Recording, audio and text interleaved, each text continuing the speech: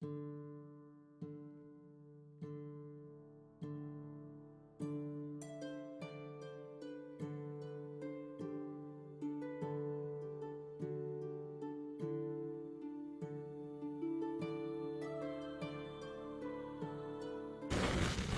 and welcome to Blackfeather Guild. Before we go in and say hi to the cast and get started with the show, I wanted to talk very briefly about viewer actions and a little bit about sponsors. So, first off, there's a number of ways that you can actually actively participate in the show through viewer actions. One of the easiest ways to do so is through retweeting the game tweet. You should see that somewhere in chat if it's not in there already. But you just click on that link and hit retweet, and for every 5 retweets that we get on that, it will add a bonus to the cast pool and the game master pool. Now, in most cases, that's going to be an extra d6 that they can add on to any roll. Basically, a great way to use that is if a player is almost meeting a DC, but they're just not quite there, they can grab one of those d6s from the cast pool, roll that, and then add that to their roll. Basically, is how that works. Same with the GM. So that's one of the easiest ways that you can participate that way. Another way is through guild coins. That's our Twitch channel points. If you look at the rainbow colored icon, it should have the Blackfeather Guild crest on it.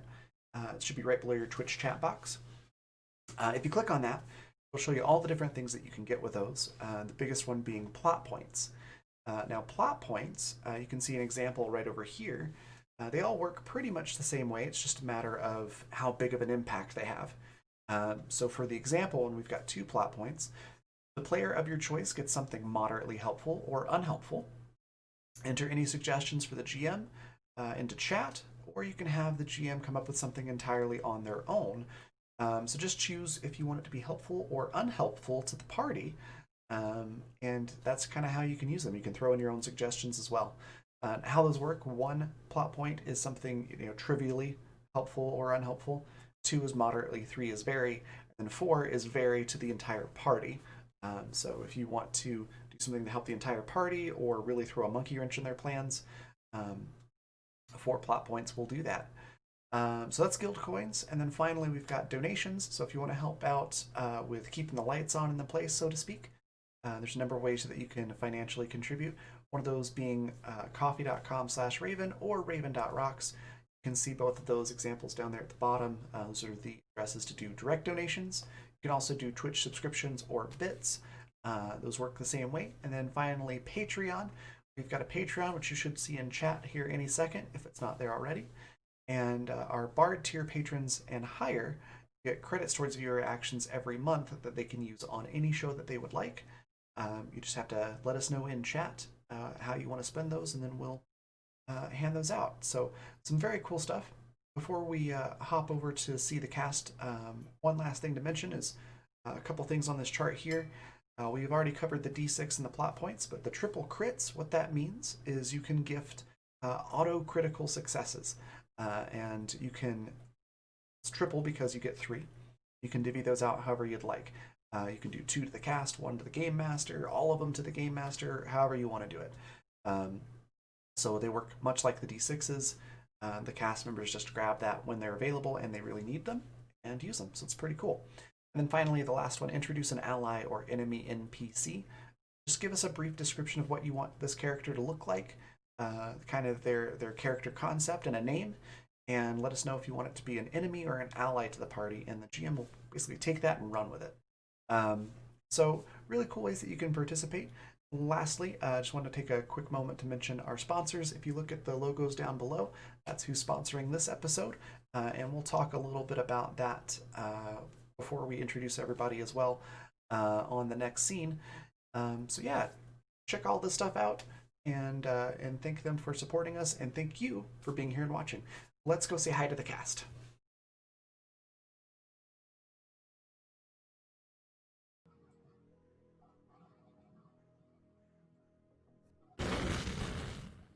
Hello, everyone. Welcome back to Animus Absentis. We've got our 7th episode now, and I'm very excited to introduce a new character and a familiar face from the guild here. Welcome, Riley. So before we hop into all the action and have everybody introduce themselves, and because it has been a couple episodes since we really described everybody, and we have somebody new, I'm gonna have you describe what your character looks like. So let's start with Jay. Tell us a little bit about Sparky and yourself, and what Sparky looks like.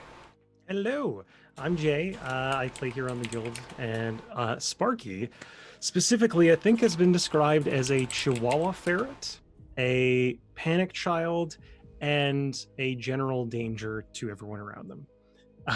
They're not quite a coward, but they're not really smart enough to not be a coward, if that makes sense.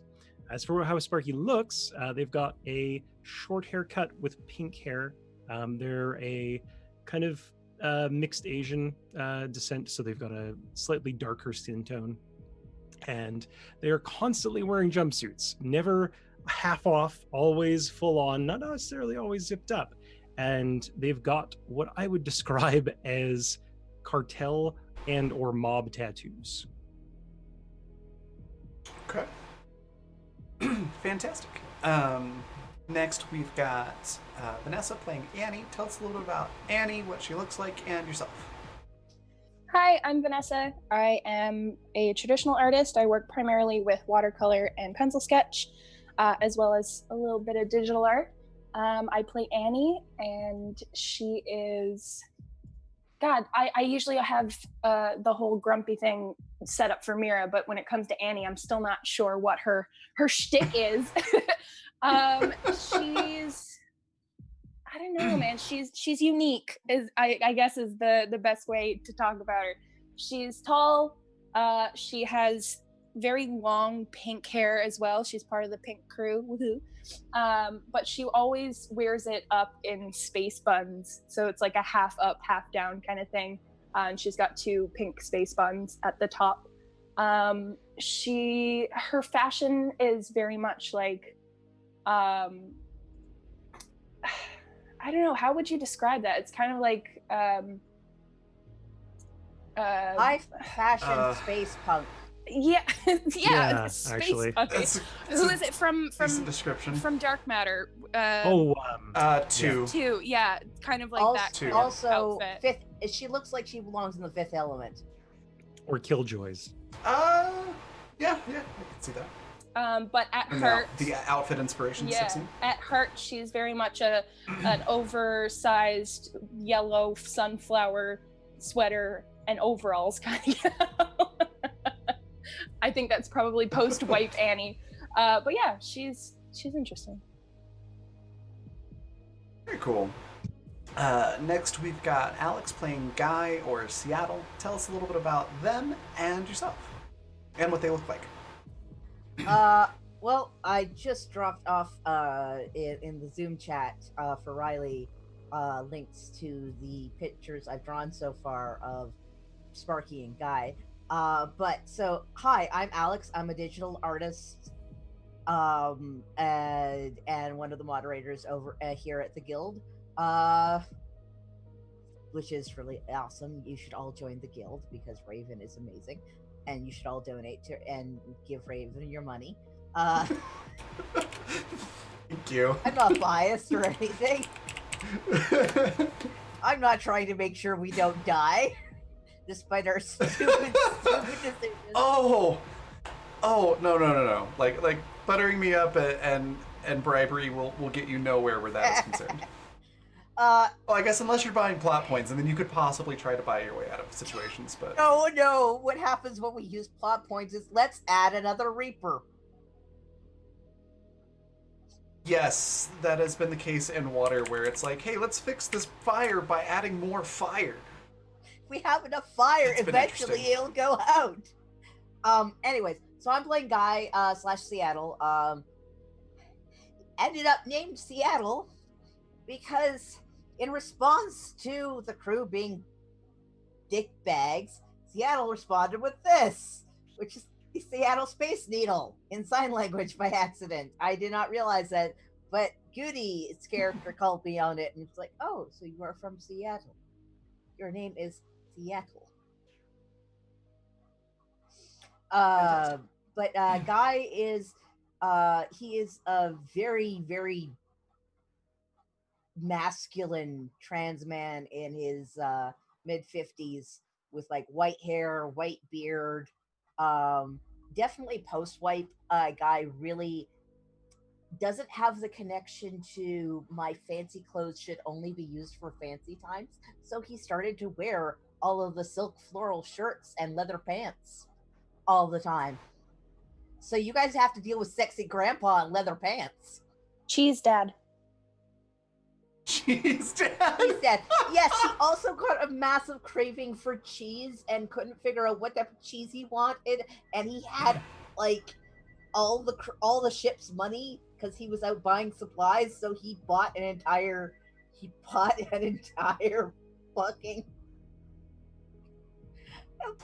Yeah, there was a cheesemonger at a space station who no longer had stock after Guy left. But it was great. Very happy cheesemonger, I imagine.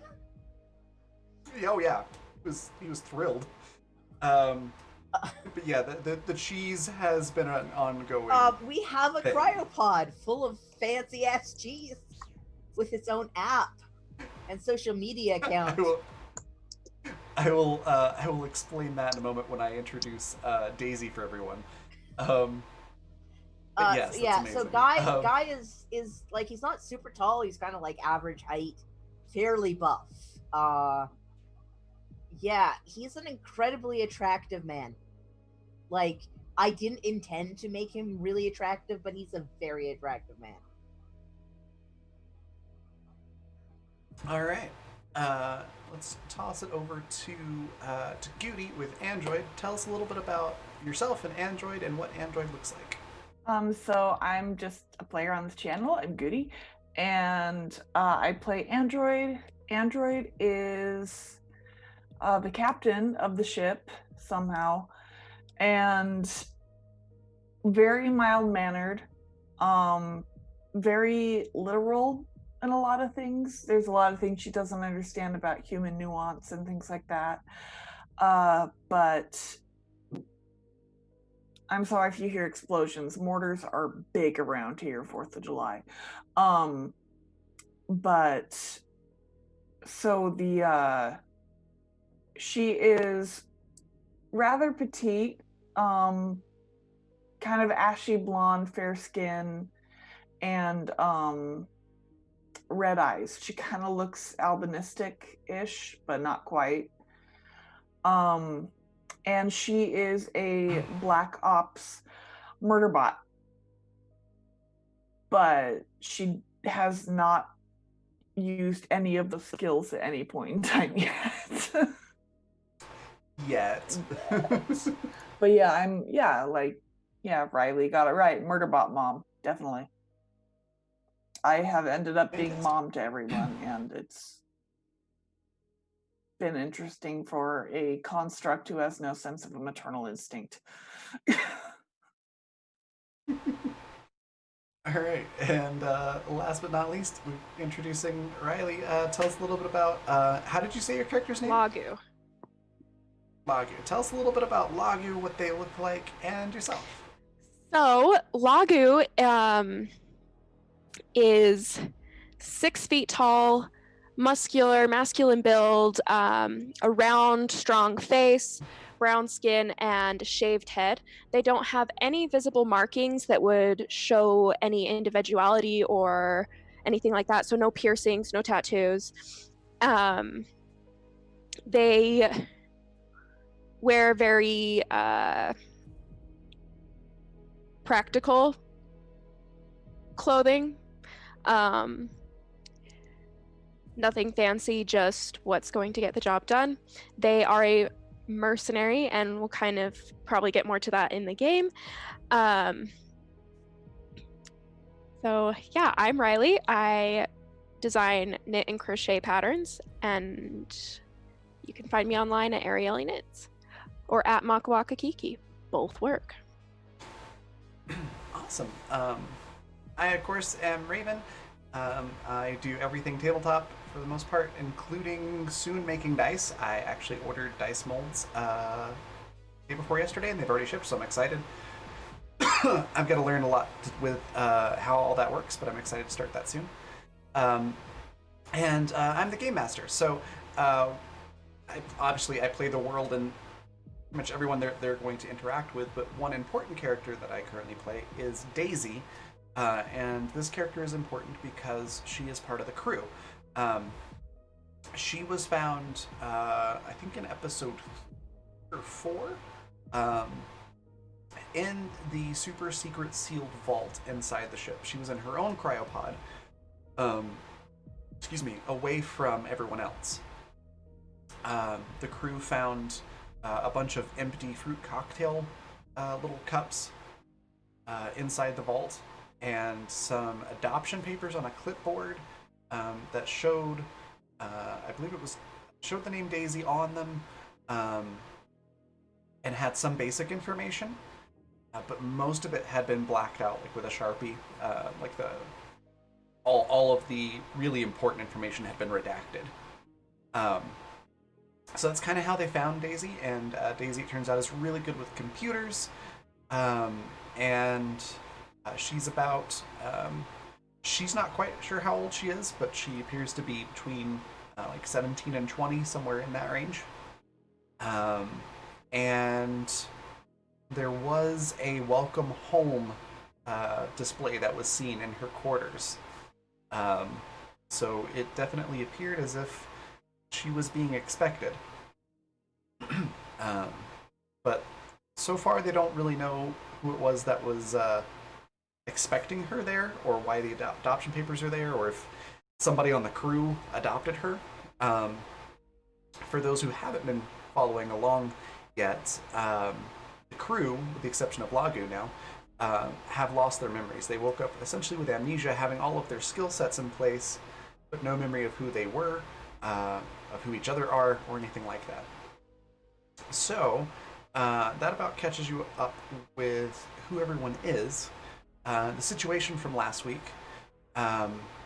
they took a simple job of escorting some medical supplies, escorting a freighter.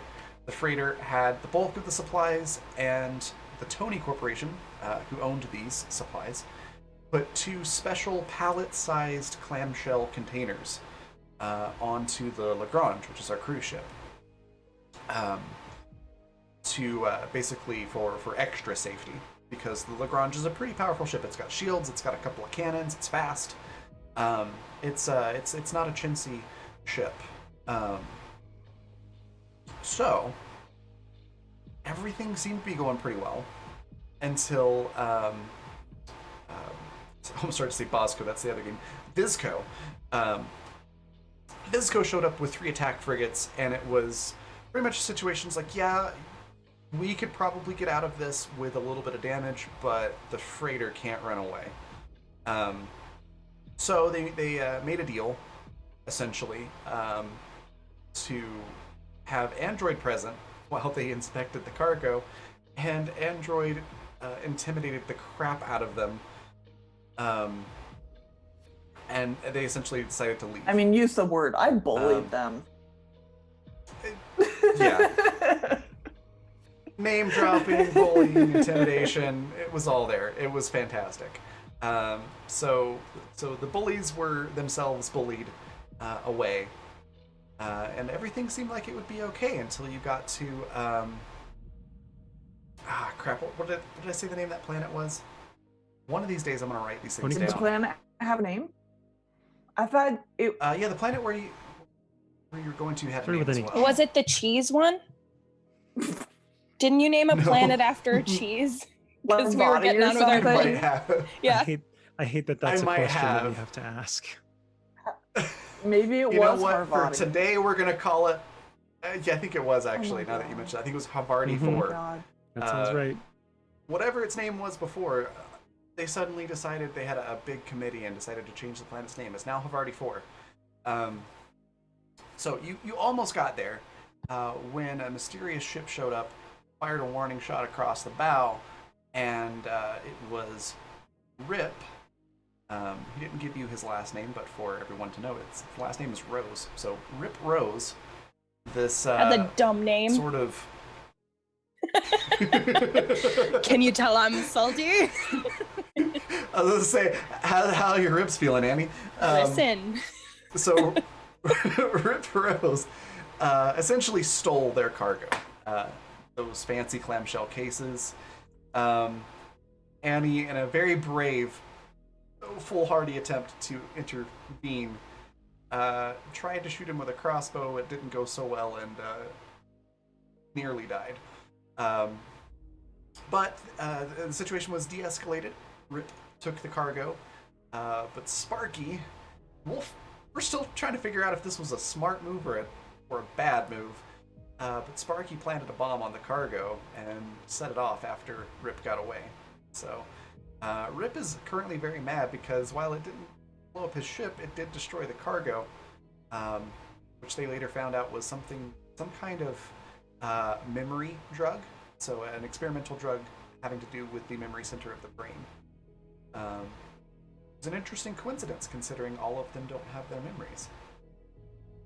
Anyways, Rip was very angry, attacked the ship, but Daisy pulled off some last-minute stellar hacking, no pun intended, and disabled his weapons. So Rip flew away, and I believe that's pretty much where we are now. Annie is safe, a little sore, but otherwise healthy. And we ended in the infirmary. So, that catching us all up, where would you like to start? You absolutely intended that pun. Get out of here. Maybe. I think. So Daisy's run off. Everybody else is in the Yeah, infirmary. we were still in the med bay. Okay. Guy has seen that Android is there to talk to Annie and leaving because, boy howdy, does he not need the "I'm disappointed in you" conversation Mm-hmm. again? Family and Annie, but so is Android, and she's scarier. She's scary. Has Guy gotten the "I'm disappointed in you" talk? Not yet. No, not even for the cheese. Yeah. But he's seen you And do he'd it like to keep everybody it that else. way.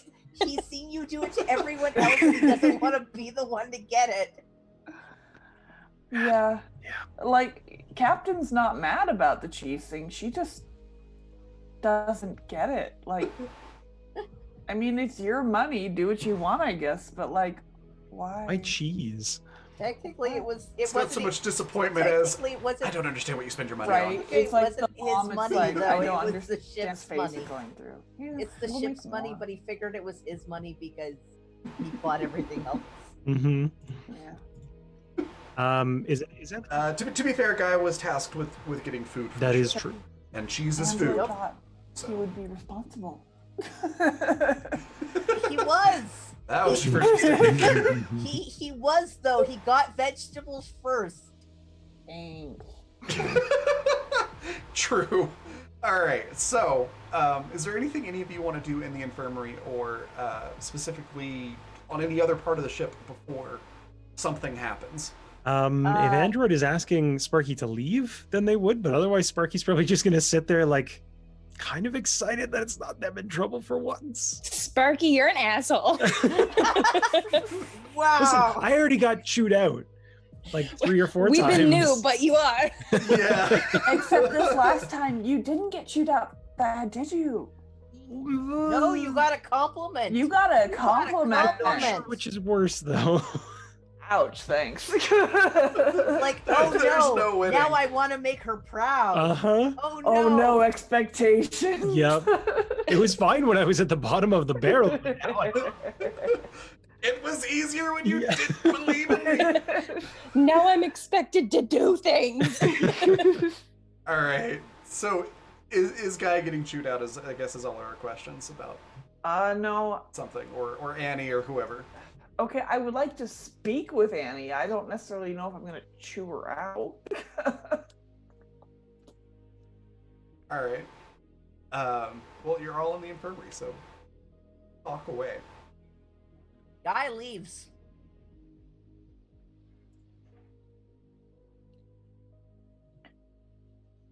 Annie's still not talking. She's silent. An awkward silence fills the infirmary.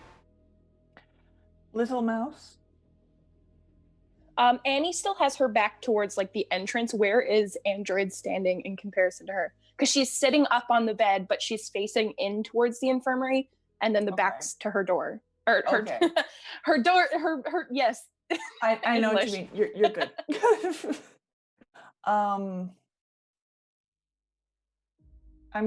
Android's going to take one of the seats near the bed.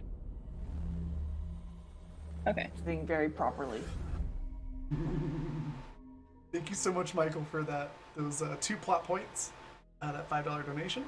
The suggestion is that Lagu has a stuffed animal that has something good hidden inside, and I get to decide what that good thing is. It'll be something moderately helpful. Okay. Oh shit, Riley's taking us outside. All right, my dogs had to go out, and I'm the only one home. Take us for a walk.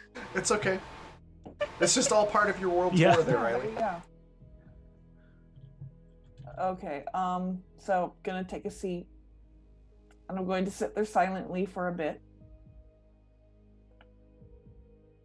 Okay. Little Mouse, I know you do not wish to speak. And I understand humans with injured ribs find quite a lot of pain in speaking. So I understand if you do not wish to speak. But What do you have to say to me, Android?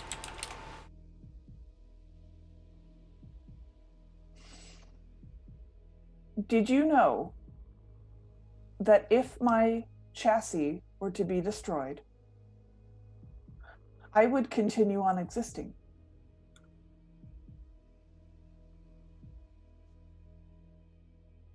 I am uploaded. Right. I can go into any body that anyone would wish for me to have. I continue until I am drastically deleted or somebody damages that program. As that is all I am. Any little mouse, if your chassis is destroyed, we cannot re-upload you. That is correct, yes? Annie kind of chuckles a little bit at that. And she turns her head to Android. Yes, that's right. Then please help my understanding why endanger your chassis. We were not acting violently at that time.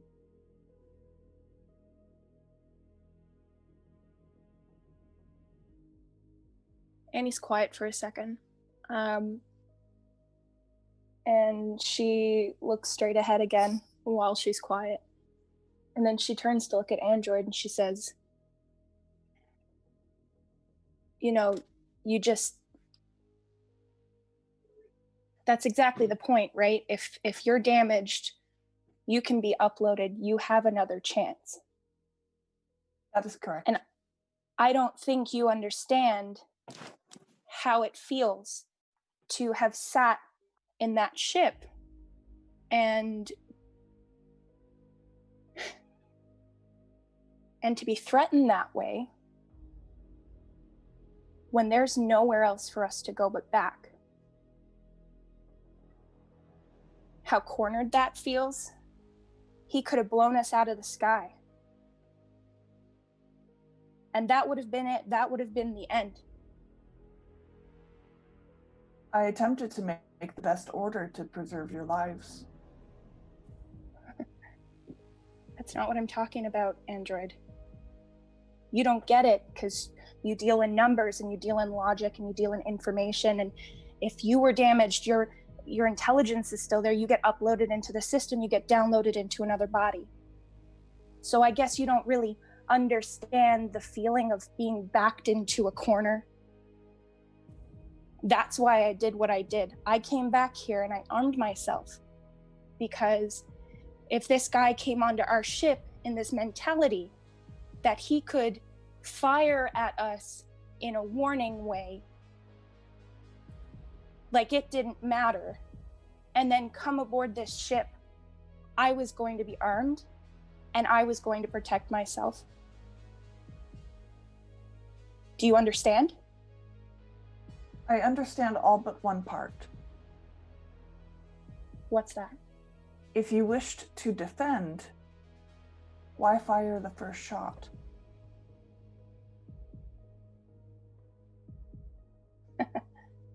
I guess it was a little of the leftover adrenaline. I don't know what else I can say to you. He came on here, he wanted to take from us. I did what I felt I needed to do.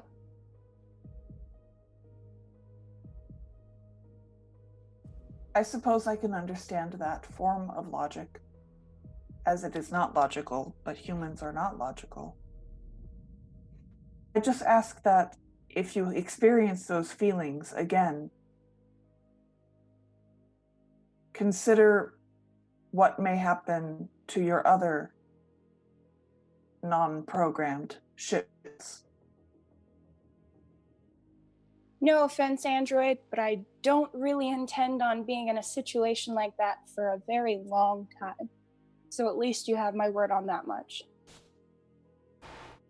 Well, I will not be intentionally placing us in that situation for a very long time.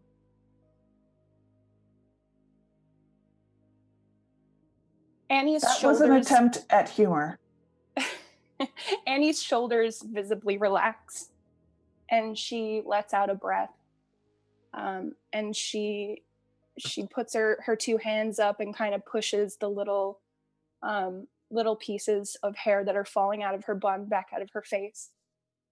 And when she exhales, it's a little bit shaky. But you can tell that she's, for lack of a better term, she's diffused now. She's not so riled up anymore. But she does look really tired now because all of that emotion is gone. You need to recharge. As I said, I understand broken ribs are extremely painful. Annie just laughs again and then tries to hold on to the side that's hurting without being too noticeable about it. But that does get a little bit of laugh out of her, and she looks over at Andrew and she's like, yeah, I think I need to recharge. It did not help. Okay. If you'll excuse me, I must go make some uncomfortable communications. All right. And she lies back down. Once androids left the room, Sparky's just gonna scoot their chair forward a little bit. Thanks for trying to save me. Okay. That means a lot. Annie's lying down at this point, and she just kind of sticks her hand up in the air and just waves it. Sparky will reach up and just do a quick, like, a high five, weird hand grab kind of thing. Annie kind of blows a laugh through her nostrils, but then there's like a very small, sharp inhale through her teeth. Just yell if you need anything. We'll be here, provided we don't get blown up. So, joke. She doesn't exhale a laugh at that one.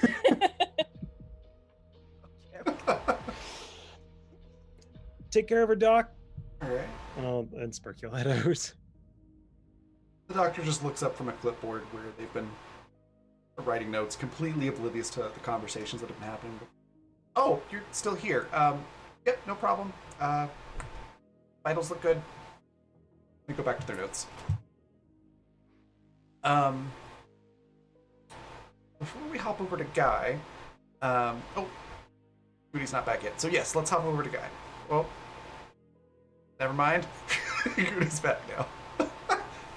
I feel like I just had the phenomenon of like going opposite directions as somebody in the hallway and both moving to the same side, but I was doing it with myself. Weird.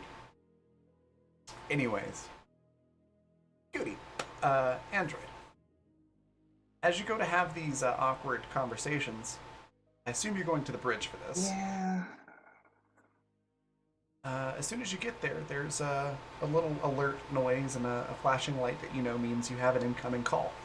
Great. Can I see who it's from? It is from Tolan.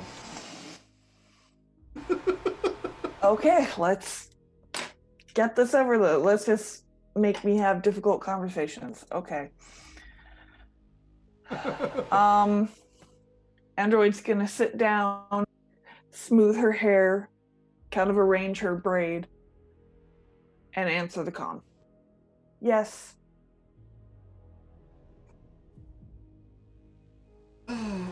Hi, it's Tolan. I see that. Good. I just heard that you haven't delivered all of the cargo from the job I gave you. The cargo was taken by force. Your job was to make sure that didn't happen. My crew's complete life was threatened. That's generally what happens when pirates try to steal the cargo. Did you fight back? We did. Was there an army? There was not an army. There was one member of some cartel, heavily armed. He gave us a name. What was the name? Rit. And you just hear him exhale and very, very quietly, like swearing under his breath, as he sort of like moves his head away from the microphone. Okay. Well, I'm familiar with the name. In that case, I'm less mad. I'm still mad, but I am less mad. One crew member was severely injured. Are they okay? They will recover. All right, good then. Also, we destroyed the cargo.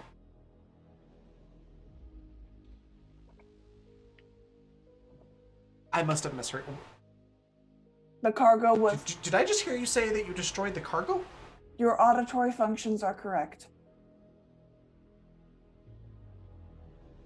Why? We were understanding that Rip was going to use this with his cartel members and sell it. If he is unable to have it, the cartel will not be happy with him either. I did not direct this motion to be made. However, this was made without my consent. Hold on just a second. And you see him mute the call, and you can see him swearing and flailing his arms and shouting and doing like an angry jump up and down. Now, I'm curious, when he does those things, am I muted as well for him? No, he just mutes his microphone. I can see your body language. I know what you are doing. He just gives you like the 1 minute finger, like the index finger held up. He stops, jumping up and down and flailing his arms. Straightens his shirt back up, smooths his hair back. Pushes the unmute button. Okay. So, not only did the Tony Consortium not get their cargo. I got most of it. That's great. They didn't get the big stuff. And the cartel wanted it. And they took it, and then you blew it up. Would you prefer the cartel have Okay. these items? Yes. Because cartel got the items, that would have been the last interest they had in this whole transaction. Now they're angry, and that terrifies me. And it should terrify you too. I mean, I'm just guilty by association. They're going to be coming directly for you. If not the whole cartel, Rip will. Should the cartel But- not be angry at Rip? We are just some silly mercenaries. Should they not be upset that They can be angry at lots of people at the same time. They do it all the I'm time. multifaceted? All the time. Oh. All right. All right, I was planning on doing this anyways, but this just makes more sense, especially now. So if we are to continue our relationship of me giving you work and you, hopefully in the future not screwing it up, I am assigning someone to help you. Their name is Lagu. As fortune would have it, they're actually on the planet you're next to. Go down there, pick them up. They will help you on your next job. And make sure you don't piss people off. At least not the client. I cannot control people's reaction to us. Well, that's going to be Lagu's job. Don't worry about it. All right, well, look, I'm glad nobody died. I'll smooth things out with Tony. If they know the cartel's involved, that should placate them. I'll give them a discount on their next job. That'll be fine. If the cartel comes up again, you don't know me, and we didn't have this conversation, okay? But we did. Oh, God. And you see him, like, grab a whole bottle of something off the desk, pop the top, and just go... just downing it in acids. Okay, just, go tell Lister, Sparky, or whatever their name is now. Tell them what I said. They'll know what to do. Understood. And he clicks the button and hangs up on you. He needs to alter his diet if he has such a problem with antacids. Tolan's poor blood pressure. Owen thought he had that- it easy with us. And then we lost our memories. Yep. So Tolan's gonna take care of your other awkward conversation, so that's something. Oh, thank you. And with that, let's hop over to Guy. What's Guy doing during all of this? Guy is going to the kitchen to cook some goddamn food. He's making cheese omelets for everyone. Nice. Okay. Well, now that we've updated character sheets, thanks to Econorlax, by the way, we've updated the character sheets to 2nd edition. Give me a art roll for cooking. See, I knew there was a reason I needed to know what the proper thing was for art. See how bad these taste. Oh, no, not bad, actually. 21.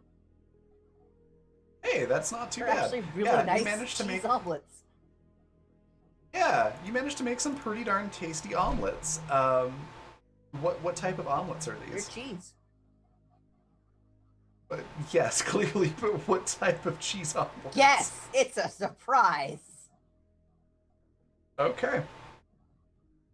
Actually, no, it's probably like a creamy blue cheese or something, because that goes really the sort of floral bitter notes in blue cheese goes really well with sulfur and eggs. Okay, cool. AKA, Also, there's gonna be the worst farts ever. Was gonna say egg Oh- farts oh my and blue goodness. cheese farts. Oh god. Guy's gonna kill you all. We're gonna see. Android doesn't have olfactory senses. Ship. I just have to pause for a second. Have you all seen the cryopod full of cheese Twitter account that Jay just posted in chat? What?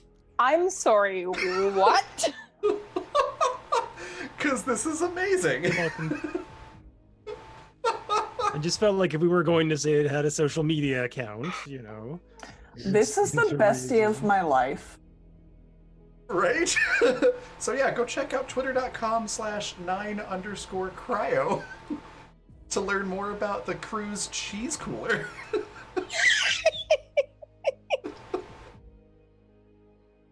Alright, I love it.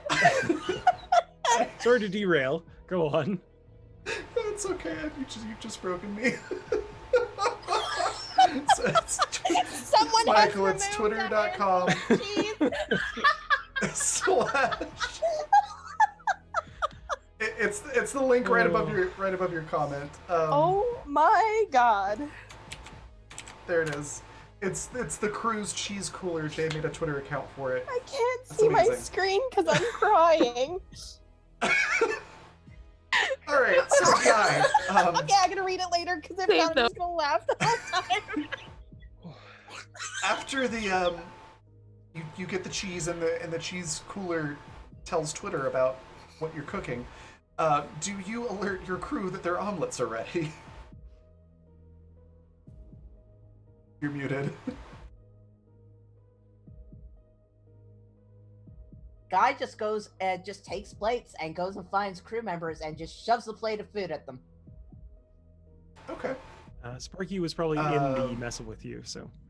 All right, so Sparky gets shoved a plate of food, goes with 2 plates down to the med bay.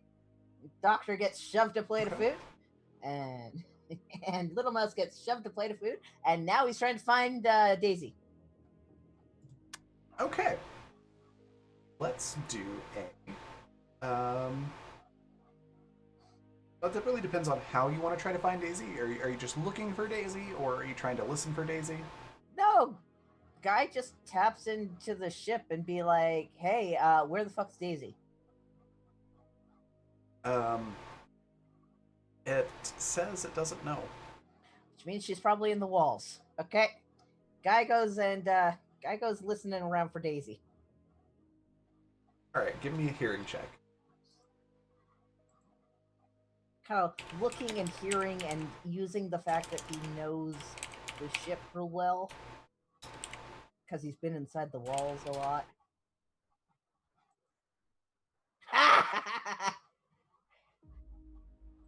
Yeah, you don't know where she is. In that case, Guy will use the messaging system and message Daisy and be like, "Come eat your food," and sends a There's picture little of the omelet. Little blurb. Shortly after you send that, it just says, "I'm not hungry." Guy's like, "It tastes better warm. Come eat it." You see, like, the little 3 dots that the other person is typing for a few seconds, and then nothing. Guy's just like, Guy puts a frowny face in ketchup on the omelet and sends a picture.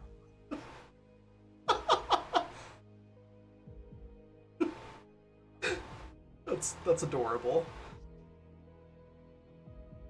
You see the little 3 dots again, and she does respond and says, "I'm really not hungry. Just put it in the fridge and I'll heat it up later.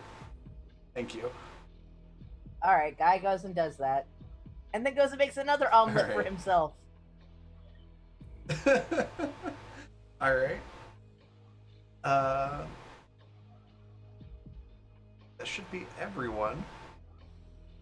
So Android, do you? I assume you tell Sparky that what Tolan said. Yes.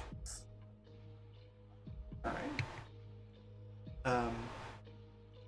And yes, you do have essentially a notification that Lagu is ready to go.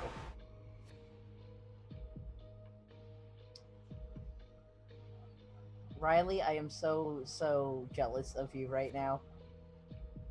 Yes. All the doggos. Yes, Lagu is ready to go. Sorry, they're freaking out because of the fireworks. Yeah, that's fair. Yeah. Yeah. Should we go? Android's gonna talk to Sparky. Okay. So they're okay. So Rip is after us, probably, Yes, Fairy. Probably. but Somebody will be. and maybe the rest of the cartel. Probably. From the sound of Tolan or Buttface's reaction. Forgot we named him that. So who's the new person? Their designation is Lagu. I do not know anything about that beyond that. Okay, do we have another job that they're supposed to accompany us on? Did we get one? He would not discuss it. Okay.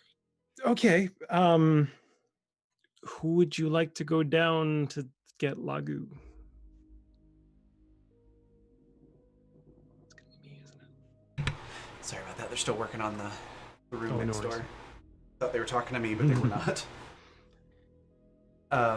Okay, so I had my headphones off. Are you heading down to the planet? we're just trying to pick up decide. That's Lagu? what we're talking about. Yeah. If Well, you I wish mean- for me to accompany you, I will. Well, okay, but who's gonna run the ship if you're gone?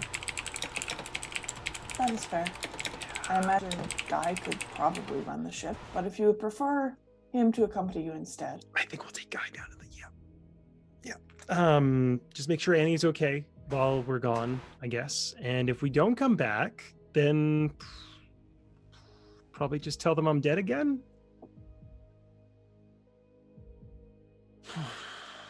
Sparky, Yeah. earlier you did express the desire to be left behind. Are you going to dirt? No. Kevin, we talked about this. So I had a moment of weakness, and I'm over that one. I'm probably over that one. I'm not going to abandon you. I'm not going to abandon the rest of the crew, especially because I put you in this mess. Understood. Then contact Guy and get the shuttle together. So Sparky will go find Guy. All right. Is Guy still eating, or is Guy just giving up on looking? Oh no, Guy went and put the food into the fridge after Okay. after she was like, no, I'll eat it later. Okay. Guy's cooking himself the fanciest ass omelet you've ever seen. It's got like all the herbs, it's got vegetables, it's got 4 different types of cheese. Guy, you got a second? Okay. We gotta go down to the surface to pick up a new person, I guess. Tolan was kind of adamant we needed someone else with us. I know I don't get it either, but I think it's because of last couple days of events. Yeah, that's on me. I'll take that. Well, I mean, it's mostly on me. It's partially on Rip, whoever the fuck he is. To that, it's like, Guy says, like, he did have a real nice ass, though. Really? Because I was a bit busy staring at the gun wound on Annie's. Like, do you remember? Do you remember the part where he shot Annie? Do you remember that? Because I do. His ass was nice before he shot Annie. Was it nice after, Guy? I'm sorry, the man has a very nice ass. Okay. Forget about Rip's ass for a minute. We need to go down to pick up Lagu. Can you eat that on the way? Do you have to? What? It's a question. I'm sure they don't want to wait planetside for us to finish an omelet. Well, if they can't, then do we really want them on this I crew? don't know if we want them on the ship at all, but I don't know if we have a choice. Fine, I'll eat it on the way. Okay, I'll go get the ship ready. I think I know how to do it, but you're still flying. So You're never flying. no. I think I don't trust you to fly. I don't trust me to fly. So Sparky will go get the shuttle ready. Perfect. Guy Um, sends Annie a text saying, Sparky and I are going planet side. It won't be the same without you. Oh. Annie sends back just an emoji, and it's probably like the frog emoji or something. I don't know. It's just Guy's just like- a random emoji. She's doped up on pain meds. Guy like shows it to Sparky like, do you understand what this is? What frog? I never got the whole What emoji emotion thing. is frog? Emojis are old. Like I don't. It's that's your generation. Yes, but we used ones that actually made sense. What emotion is frog? I just. How you feeling today, frog? Yeah. Annie gets back. What the fuck emotion is frog? And then Guy just gets back the lady shrugging. Okay then. Good. Hey, it's not easy being green. Really? Sometimes I'll just That one on send me, people. Reagan? I'll tell you about that at break. This is a callback to the Void Cavalcade earlier today. Oh my god, there's the raid cry from last stream. Yep, it's not easy being green. Sometimes I'll Anyways, send people the frog and the coffee cup. So it's just like the Lipton tea meme. Oh my god. That's amazing. Okay, so you got the ship ready. After a moment of Guy eating, you get on the shuttle. As soon as you all leave the mess hall, can hear the refrigerator being opened, the rattling of some dishes, and some small footsteps moving away. Aw. Cute. Miss Daisy rolled poorly on her stealth roll. Yeah, you managed to get the shuttle. I'm not even going to make you roll for piloting and all that jazz. You get down to the planet. You get to I was hoping we'd land on top of Lagu. If you want to No, roll no, for no, it, no, you no, can. no. I will let us not roll for once. I mean, No, if you want the no, option to I'm fail. not going to take that option. Thank you, thank you. Okay, so you make it down to the planet. You park at the hospital where some very disappointed doctors are sort of scowling at you through the windows. But you see Lagu waiting there on the shuttle pad. It's like a helipad, but for shuttles. So Lagu, what do you do as this shuttle with Sparky and Guy lands?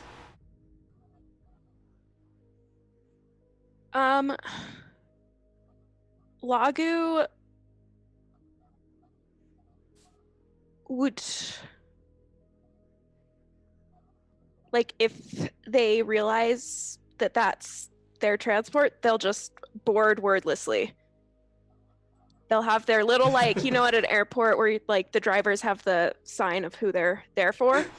Lagu has that with their Yes, own I name love on it, like Lagu. And then they'll just board the transport and just sit there in silence, just kind of scowling. There's a half-eaten plate of fancy omelet in there. Lagu turns their nose up at it, like doesn't even seem to acknowledge it, but when they do, it's a little bit disgusted. Guy looks to Sparky because Sparky's the one with a voice. Hi. Are you Lagu? Lagu looks straight at Guy, who is driving, and's like, late. You were late. In sign language. Can we Guys- pop this one back down on the planet? Get out. Yeah. Guy's like, excuse me, we came as soon as we heard. Lagu's just going to continue ignoring them, like both of them, and just kind of body language says, like, what are we doing? Let's go. Sparky will just kind of close the door and sit back in the seat. It's one of those moments where like mom and dad are having the fight and you just sit there with your Guys, seatbelt just- on, like, Guy's just like, okay, whatever. We're going back up to the ship. Captain's gonna enjoy this one. Yep, Captain's really gonna enjoy this one. Oh, so getting put into space. Guy does at one point be like, Tolan has told you all the details about us, right? Oh, I understood that one. That was Tolan, right? Yeah. Oh. It's butt face. Quite literally, the sign is butt face. Lagu just nods. So you know about the memory issues, right? And Tolan would have briefed Lagu on the fact that they don't have their memories and that their quotas are poor since they lost their memories and that they need help. Lagu just nods again and then looks away from Guy so that they don't have to watch them.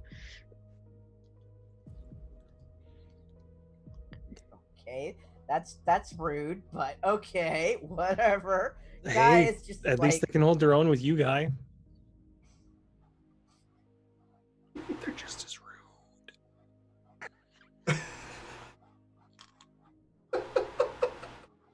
Guy. So I'm assuming the rest. Murky's getting a look the entire time as they go back up.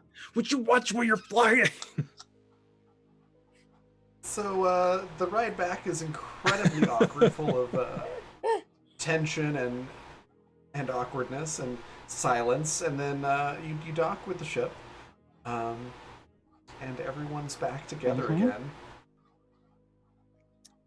Given what's happened, and now that you have a new crew member, do you want to immediately look for another job, Sparky or do something would else? take it on themselves to give Lagu the tour of the ship, if that's something they even remotely want. Yeah, actually, Lagu would indicate that they want to speak to as much of the crew as possible. All at the same time, if possible. Yeah. One sec. So Sparky will key the comms.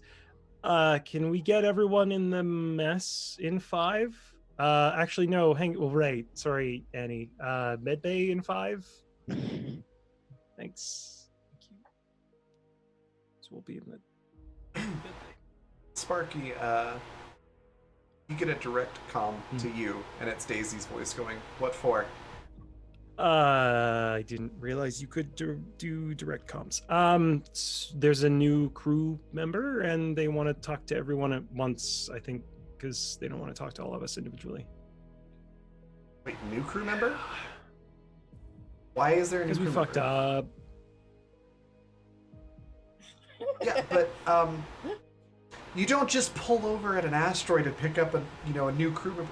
What happened? Tolan told us to get down to the planet, and apparently we have a new crew member. Just meet me in the med bay. Oh, Tolan sent a babysitter.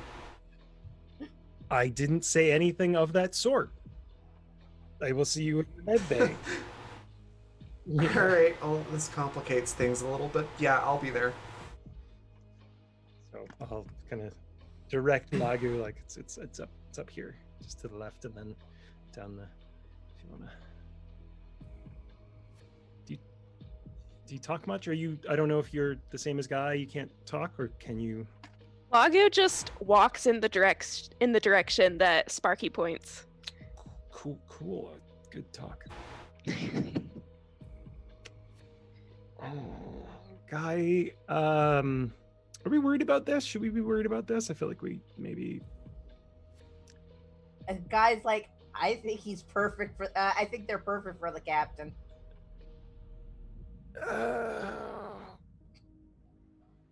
Okay. So Sparky will follow Lagu. All right. I'm assuming that Guy follows and Android goes to the infirmary. Yeah. Yep. All right. When you get there, Daisy is already in the infirmary, holding a plate with a half-eaten omelet and still eating. But yeah, you all make it to the infirmary. And a lot of you, it sounds like the floor is yours. So Lagu stands there and then takes a breath. Hello, my name is Lagu.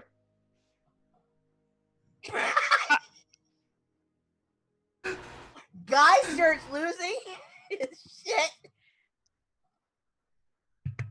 I knew their voice was gonna be different, but I was not expecting that. Sparky like voice. slap Guy in the chest. Like, would you?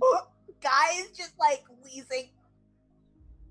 Lagu like does like a subtle like flipping off in Guy's direction. Yeah, that's my name. Hey, that's what Guy replies. That's my name. Oh god. So I have come here to help you with your next mission. It has come to my attention that you have all lost your memories and that you don't know what you're doing. And so I have come to help out. I am under the impression that I may have been hired as a babysitter at this point in time.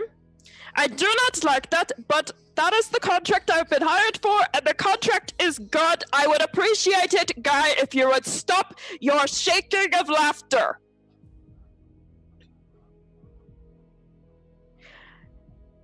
That being said, even though my voice sounds ridiculous, and I know this, I am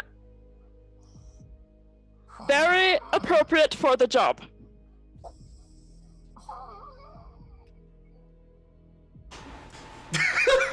Yes, you there, with the pink hair. Hi. Actually, that could have been anybody. You there with the short pink hair.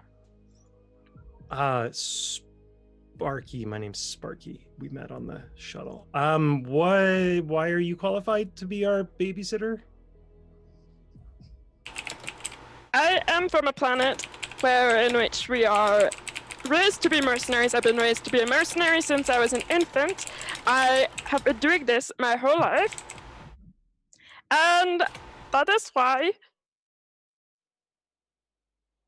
That is why.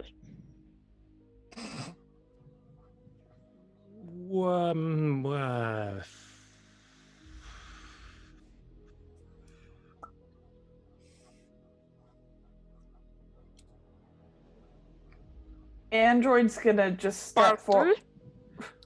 Why are you our babysitter? From the words straight from Toland's mouth, he says, they fucked up again. Yeah, that's fair. Yep, okay. Nope, I'm good. Daisy's sort of in the back of the room, just with the plate, just eating, and you just hear her going. And when Lagu says they fucked up, she just goes, yeah, they did. Captain's just gonna speak up and say, well, we very much appreciate your presence and assistance on our ship.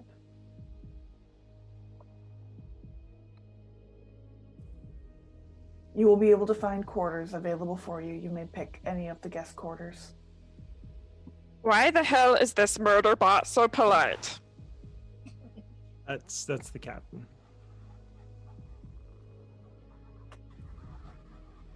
I am programmed. All right. I will be going now.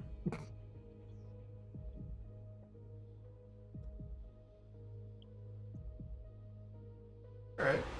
I'm assuming Sparky gave Lagu the... Oh no, you haven't given Nope. Lagu the tour yet. So where does Lagu go? In the direction that Android pointed them. Okay. It's pretty much just out to the hallway. I mean, I can lead you there to some quarters if you want, but... Yes. I think Lagu would assume that would just happen. Captain picks up on it and walks out and says, please follow me. The moment they Yeah, both get out of the door, there's just a series of low hissing sounds from Annie. Like she's clearly trying to stay as quiet as possible, but her ribs, her side is giving her away, and she's just hissing. Daisy's just giggling and trying not to giggle. And she looks over at Annie and goes, "Oh my god, that must hurt like hell. I'm so sorry." Annie can only manage a little nod. Sparky is the only one not laughing in the room.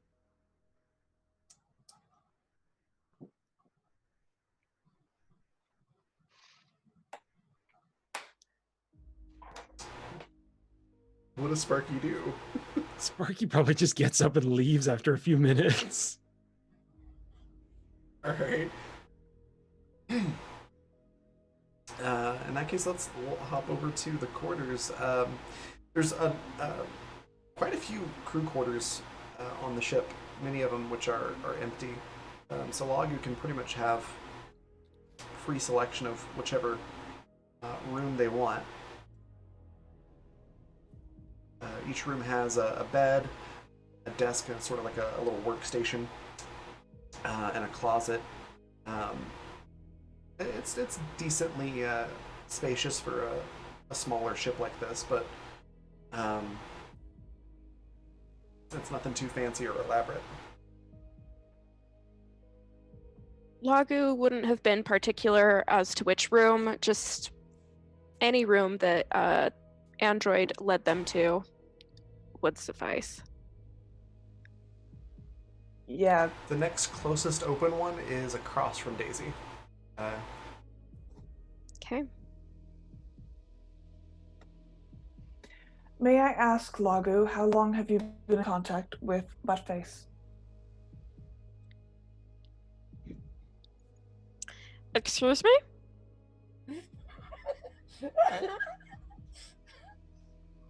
How long have you been in contact with Buttface? Separate designation, Toland.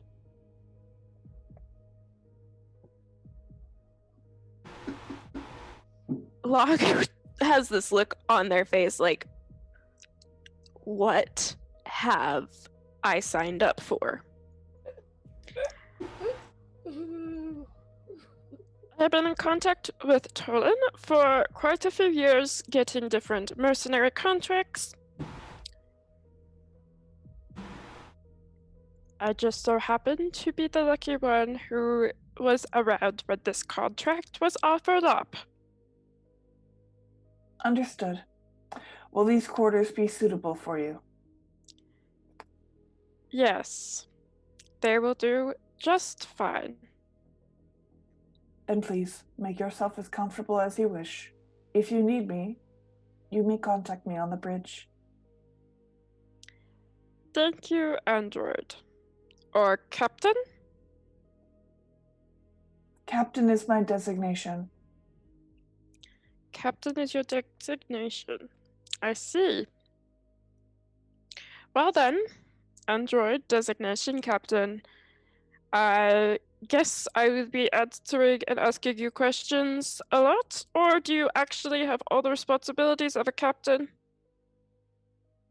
I run the ship. I run the ship's computers and most of the ship's firing mechanisms. However, as I am an android, I am capable of doing those things as routines. You may ask me whatever you wish.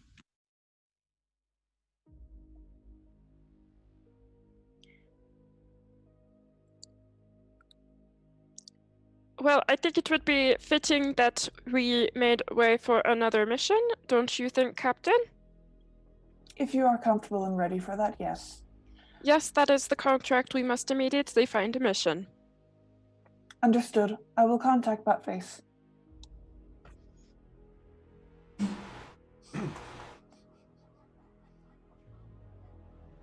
And Captain's gonna just walk away. All right.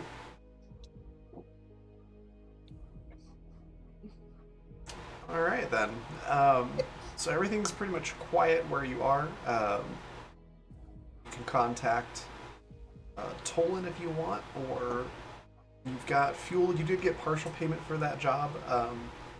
I think you're supposed to get 10,000 credits for the job initially. Yeah, I think so. think so. They give you half. Fair. It pays back my cheese. Great. Yeah, it's you could buy out a whole cheesemonger with 5,000. But you do have plenty of fuel. You're well stocked, and you've got a little bit of money. So the need to take a job isn't urgent. But you are mercenaries, so that is kind of your thing. So, what do you all want to do? Do you want to take another job, or do you want to go investigate something about your pasts, or both?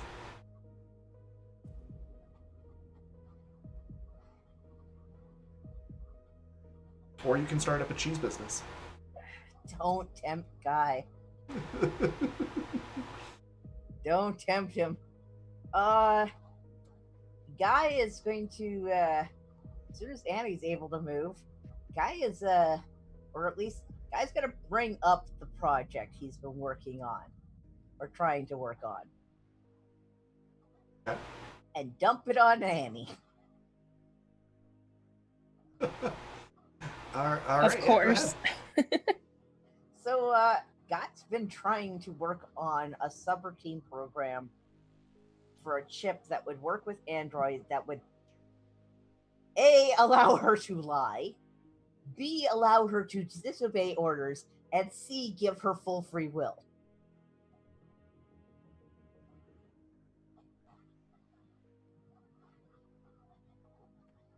He hasn't had much luck so far.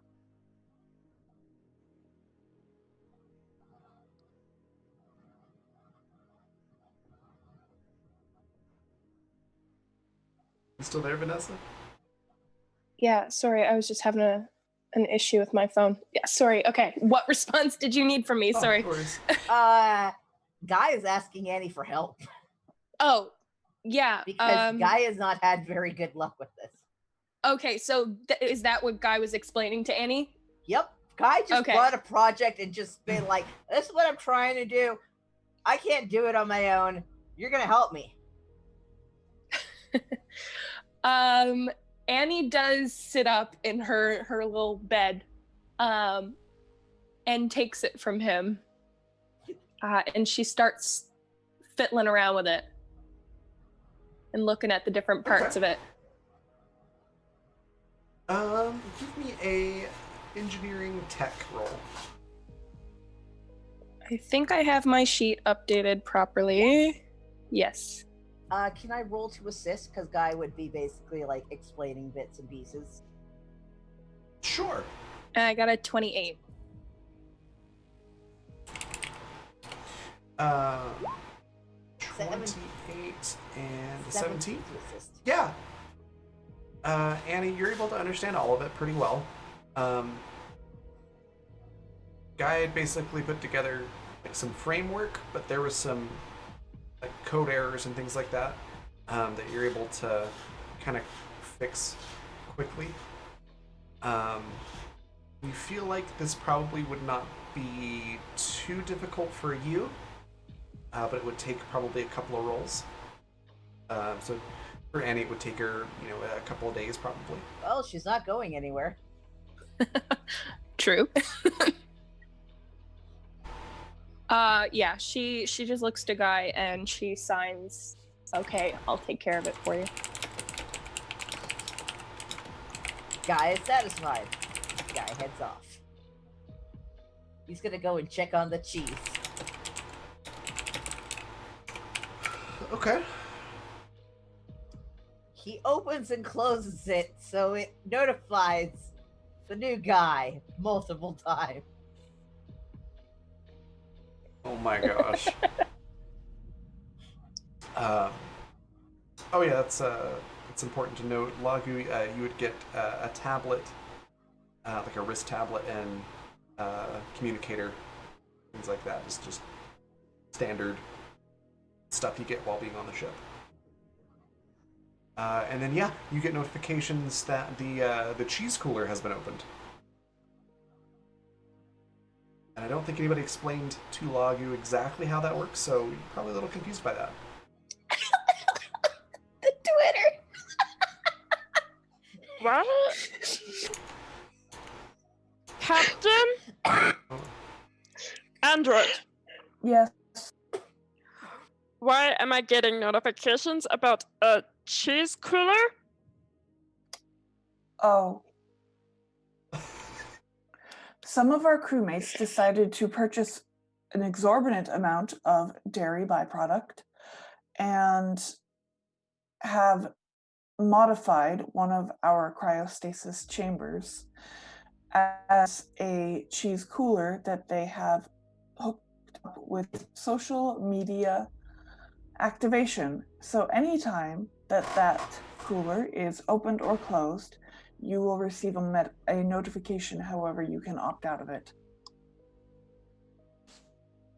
Yes, I will opt out of it. Thank you. There's no opt-out option. What? Viral marketing. How are we going to start a cheese firm if people can just ignore us? Oh my god. Okay. Okay. I cannot opt out of it, but thank you for your assistance, Android. You're quite welcome. Alright. I opens and closes it like 20 times. You get a text from Daisy that says if you do not stop opening and closing the door, I'm going to program it to fail. Guy stops opening and closing the door.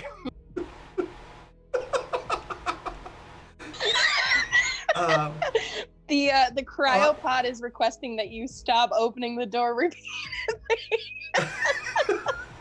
We love our I sentient still can't cheese believe you made cooler. it. I still can't believe you made an actual Twitter account for this, and I love it. Anyways, oddly enough, while Guy and Annie are talking about this program for Android, Android, I assume you're on the bridge now. Yes. Probably a couple minutes after you get onto the bridge,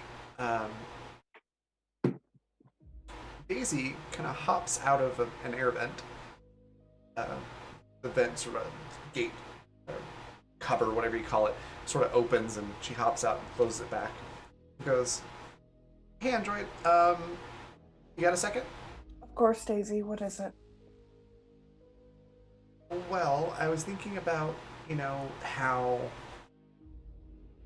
you mentioned, like, you're programmed that you have to do what we say, and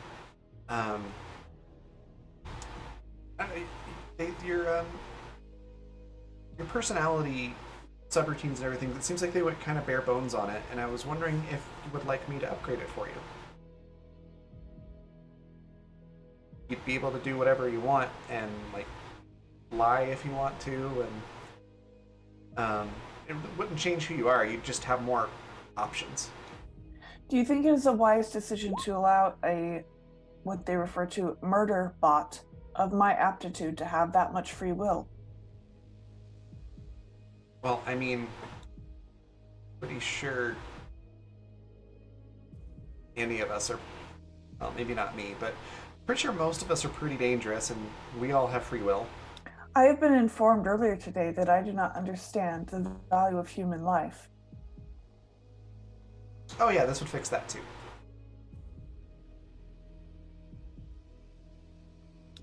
I do not know if it is wise at this time for me, as somebody who sees something who sees things only as numbers, to have free will over who and what I end. Well, what if I put in, like, an override switch so you can try it out, and if you like it, then you can keep it. If you randomly start trying to murder us all, I can push a button and turn that program off.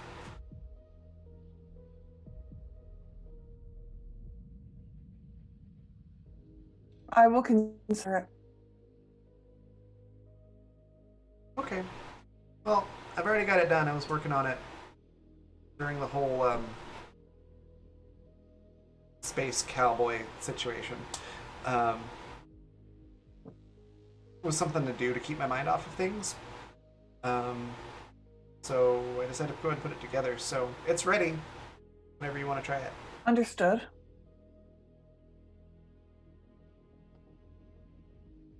And with that, it's gonna be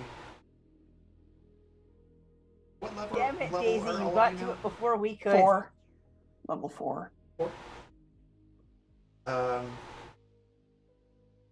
After this, go to level 5. After today. So it's be.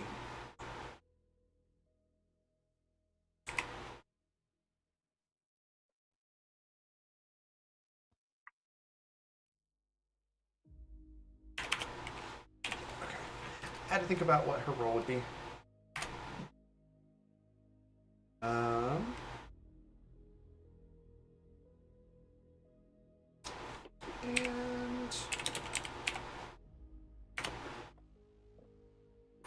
that's a 27. Not required to make any decisions about Android that you don't want to, Okay. but Daisy does approach that with a 27 charm roll. Damn. Okay. Good to know. And then she will hop back into the air vent and is gone. Okay.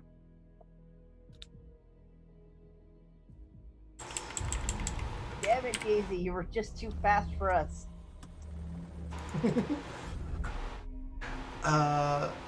To $3 tip, thank you so much for that donation. One plot point, the real old folk blues is playing in the background. So yeah, this music starts playing over the ship's intercom. Just kind of in the background, not too loud, not too obnoxious or anything. It's just sort of background music.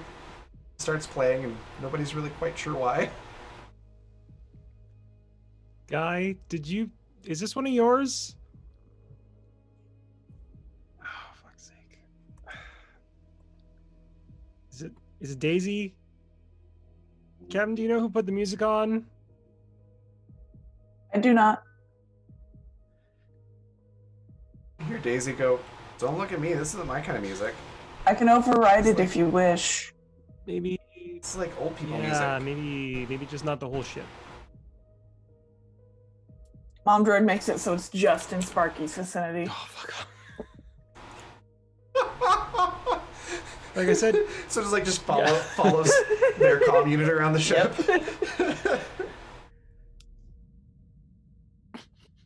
Sparky's probably gonna leave the comm unit in their room then. That certainly won't come back to bite us, would it? Of course not. So yeah, that music's just playing in Sparky's quarters. And yeah, Daisy is somewhere. And Jay, to answer your question, yes, on that second roll, you can do that. All right. Where was I? Annie, would you like to try to make that program for Android? Sure. Okay, so it's going to be 2 tech engineering rolls. Alrighty, let's see what we get.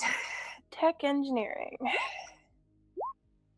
A 28 Or 28, sorry. and a 22.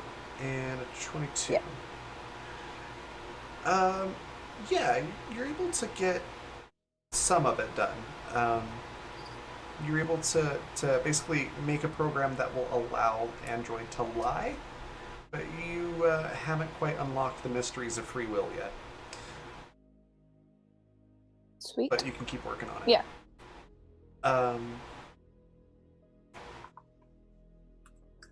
And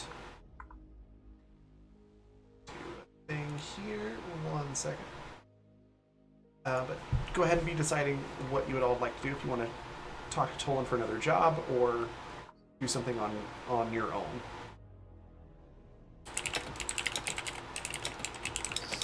I'll ring up Tolan. Unless somebody has something else they want to do. No, not right now. You're good. Alright, then I will ring up Buttface. Alright. So Tolan answers the phone. Goes, Android, see you. Smooth things out with Tony Consortium already. They're long-time customer. When I explained the cartel was involved, they were pretty understanding. Still not happy, but I don't think they're going to be a problem. I assume you got the half payment for the job? Correct. Thank you. No problem. So, are you ready for your next mission? Did Lagu get settled in all right? As far as I can tell. All right, perfect. Well, Buttface, may I ask a question in regards to Lagu? only if you stop calling me Buttface. Designation change, Tolan. Thank you. Yes, what's your question about Lagu? My crew seems to have recently taken a more pacifist standing on any encounters. Okay. What is Lagu's standing? I understand you have worked with them before. Lagu will do whatever it takes to get the job done. Without fail. Will Lagu take orders? My audio broke up. What was that last? Will Lagu take orders? Yeah. Lagu's been instructed to take orders from you and the crew as to how to get the job done. Things like that. But their prime directive, if you will, is to me, and that the contract is a contract is a contract. So whatever it takes to get the job done, they're going to do. If that contradicts with your orders, then they're going to break your orders because ultimately they work for me. Just so we're clear on how this chain of command works. Understood.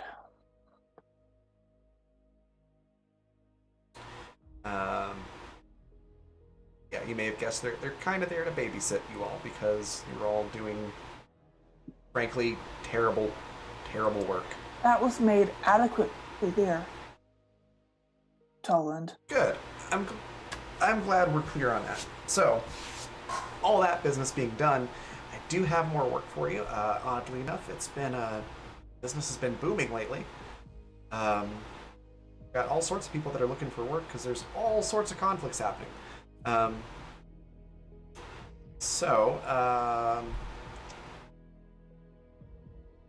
a little confused by the whole pacifism comment, but well, if you don't want to do violence, how do you feel about good old-fashioned theft? Who would we be stealing from? Well, the usual, some stuffy shirt at a corporation, private collector of things that has something that somebody else wants and you don't really need in the first place, so a victimless crime, as they say. Statistically speaking, there is no such thing. This is what I get for using idioms around an android. It's a heist. Somebody has a lot of money in physical form. I know that's sort of weird to hear about anymore, but it's a special kind of gold. I don't know all the details about where the gold originated from, but apparently it's got some fancy stamp on it, and that makes it worth more. I don't really care as long as people pay money. Anyways, you've already pissed off Vizco quite a bit, so I don't really see the harm in putting you on this job. It's one of their executives.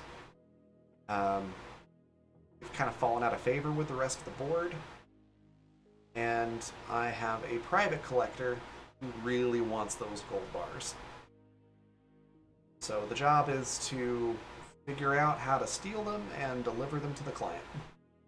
Damn it, this is exactly the kind of job that Annie would have loved to pre-wipe, and now she can't hardly participate.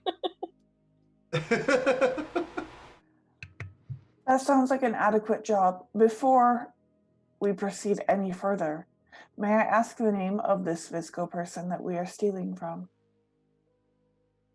Evens or odds? Oh, Jesus. Odds.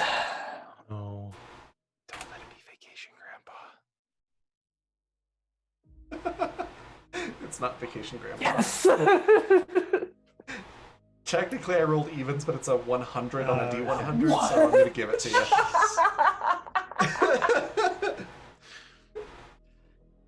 So I'm going to give it to you. It's not that guy. It's not your friend. Yay. It's some old, old cishet white dude that's really not a great guy. Well, fuck that. No, just kidding. Crusty old wasp. Loves power. Probably has like a really tacky comb over or something like that. Just, nobody likes this guy. He's an asshole to everyone. Okay. Totally justifies stealing. Okay.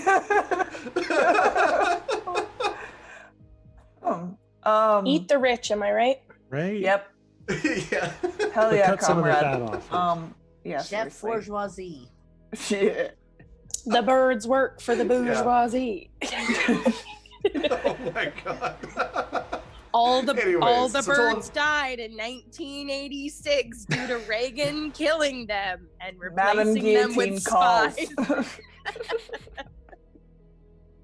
I have no idea what this Reaganomics is at from, work. but it's funny. Yeah, I'm gonna birds have to aren't send you the real. vine, Raven. Oh, This my is the God. whole thing, Raven. Birds aren't Anyways. real. Anyway. Okay. So Tola explains the job. It's like, yeah, this guy's an asshole. Nobody likes him. So for your whole pacifism, suddenly growing a conscious thing. I have not grown anything. this I am is- incapable.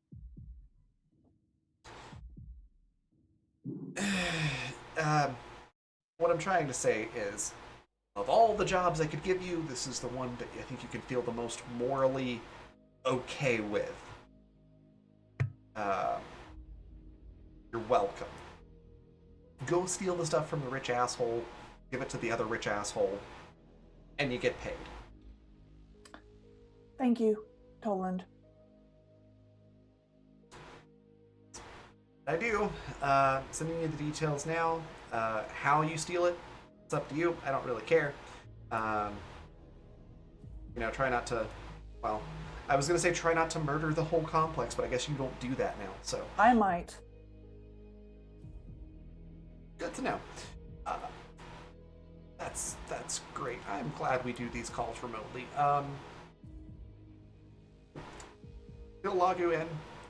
Let them know that the objective is to get the gold at all costs, short of murdering the entire complex, and get it to your contact on the other planet. All the details are in the mail. Understood. I will inform my crew and we will set up this heist. Great. You kids have fun. So. Okay, before Android says anything to anyone, she's gonna write an email Okay. to Vacation Grandpa.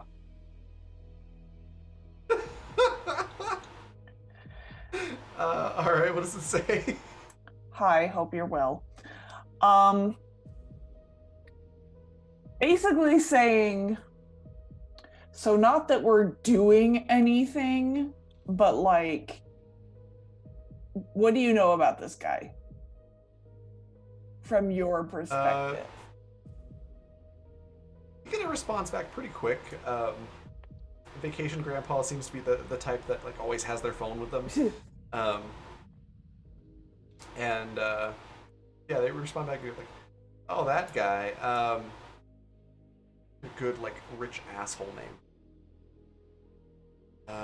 Wentworth.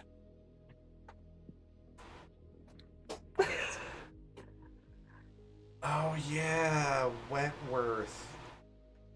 Yeah, I mean, all corporate executives are assholes. You're never gonna find one that you're like, oh, they're just the most stand-up guy, the friendly and help everyone. No, they're all assholes. But this guy, even the assholes don't like this guy. Wow, that good.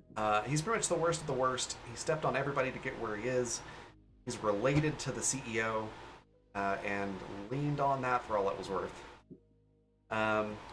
He's got tons of money and doesn't spend any of it. Just sits on it. Sits there, benefiting no one. So yeah, nobody likes him. He's awful. Why do you ask? Curiosity. Do you feel recharged after Okay. your vacation? Yeah, it was a great vacation. I met somebody.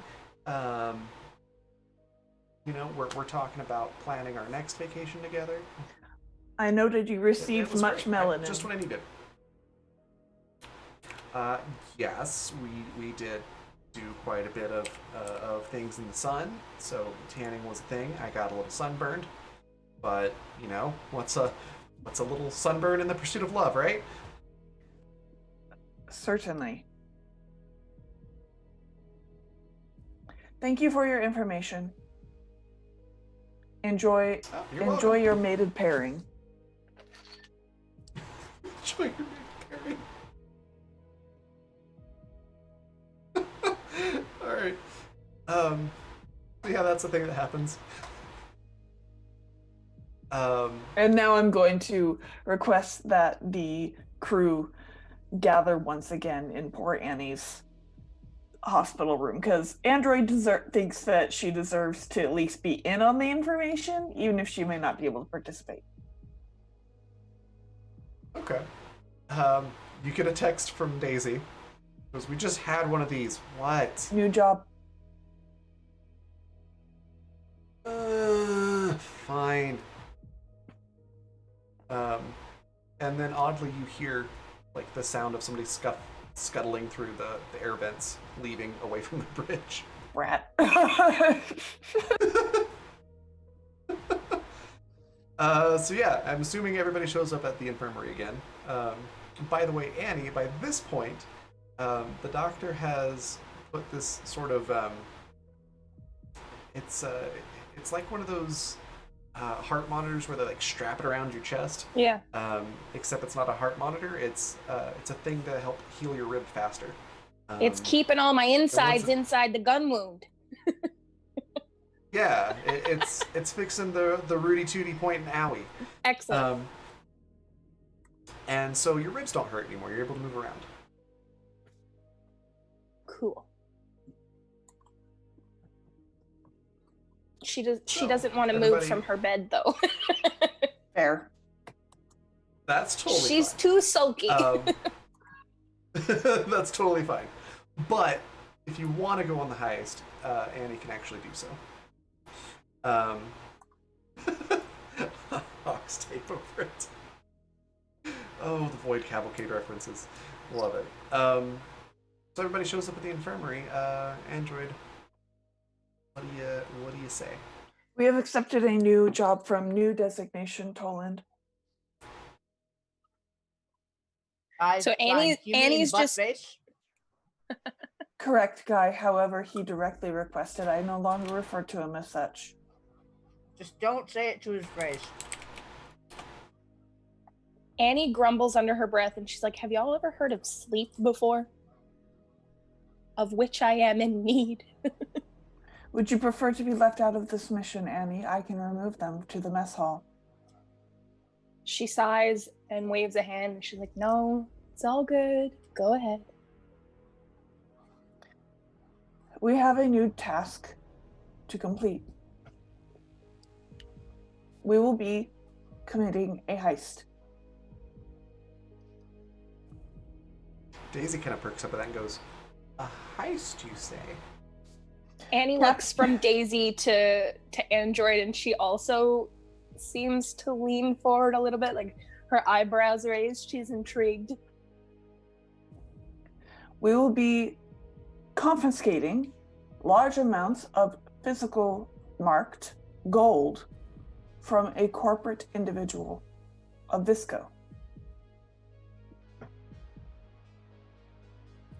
Guy looks delighted.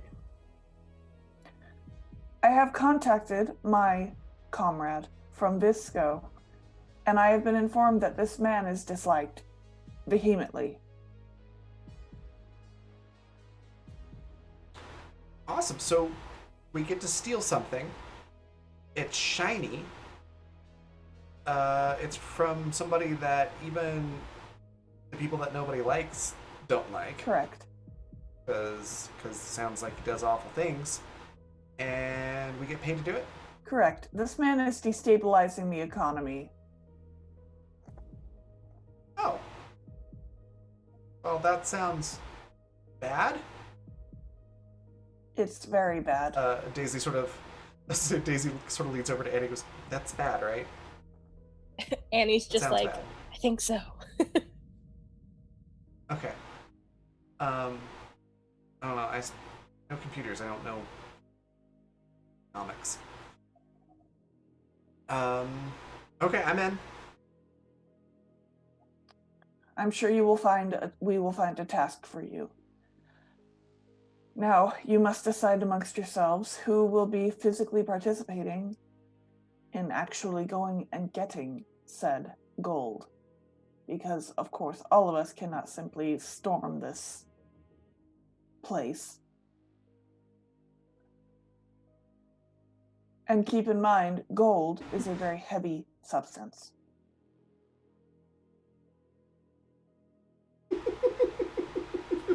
Sparky. Daisy's like got her hand way up in the air, like me. I do. That I guy want to do just this. calmly standing there with a hand up.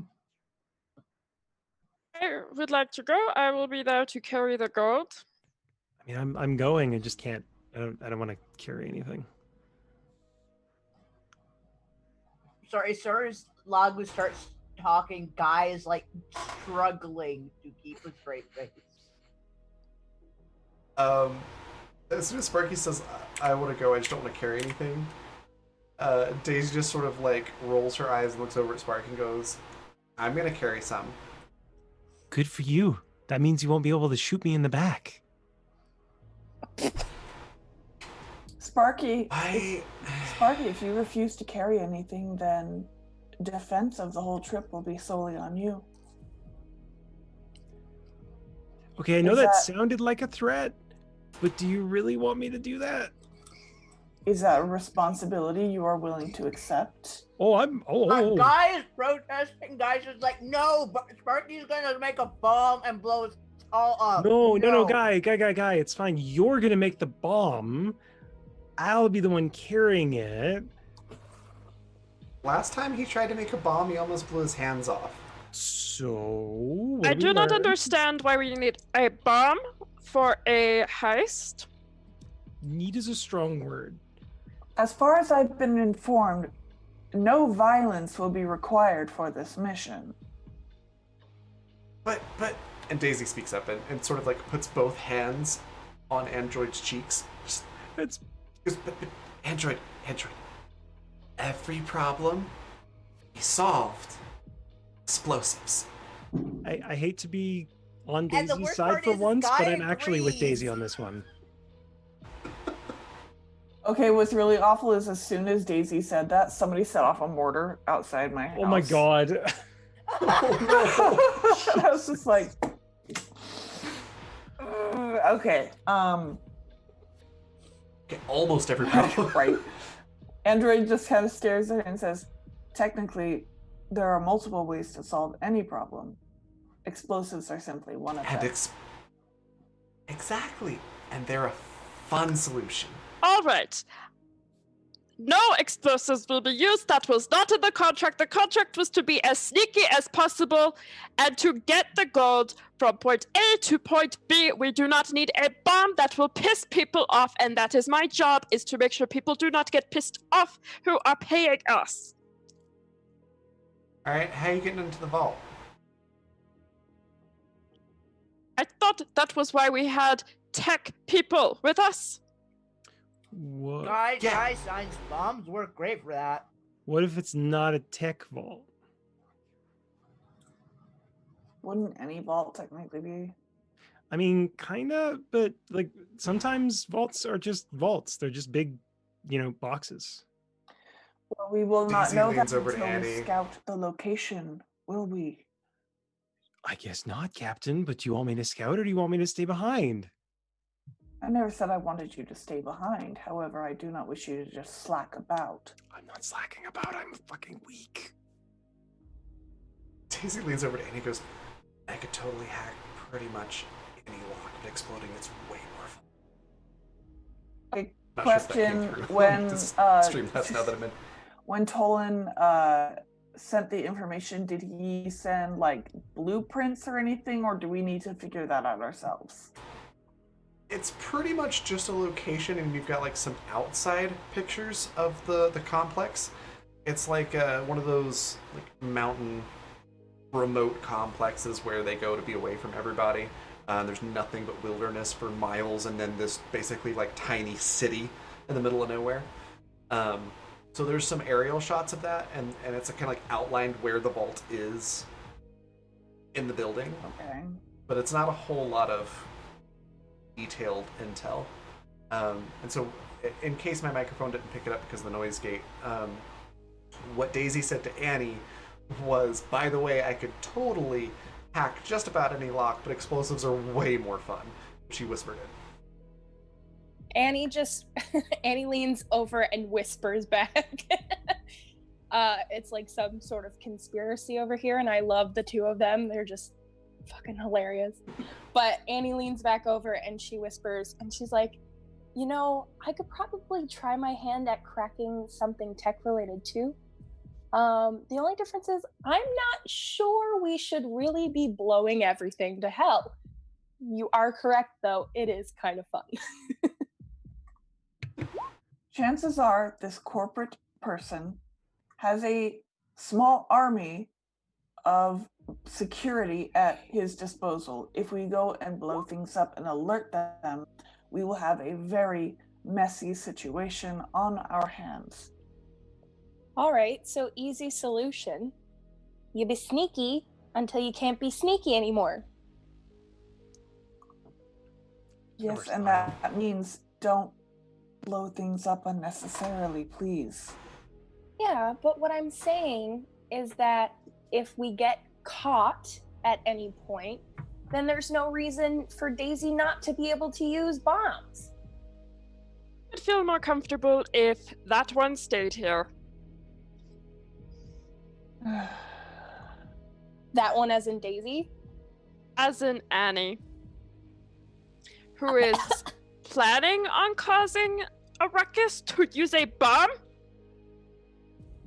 Annie... Daisy looks at Spark and goes, if you hadn't have messed that last job up, we wouldn't have had to bring the narco. Oh, okay, now it's my fault. Okay, I see what it is. No, it's fine. It's on me again. I get it, Daisy. Well, I mean, technically it's like everyone but me's fault, but Guys are saying, how is any of it my fault? I just bought cheese. Annie's like, I also did not have any hand in the last bomb. Okay, so Would all of you please be quiet? She just has her tablet. She's just typing away at it, pouting. Even though you are silent, will you please be quiet? Guys, how am I making any noise? It is the principle of the matter.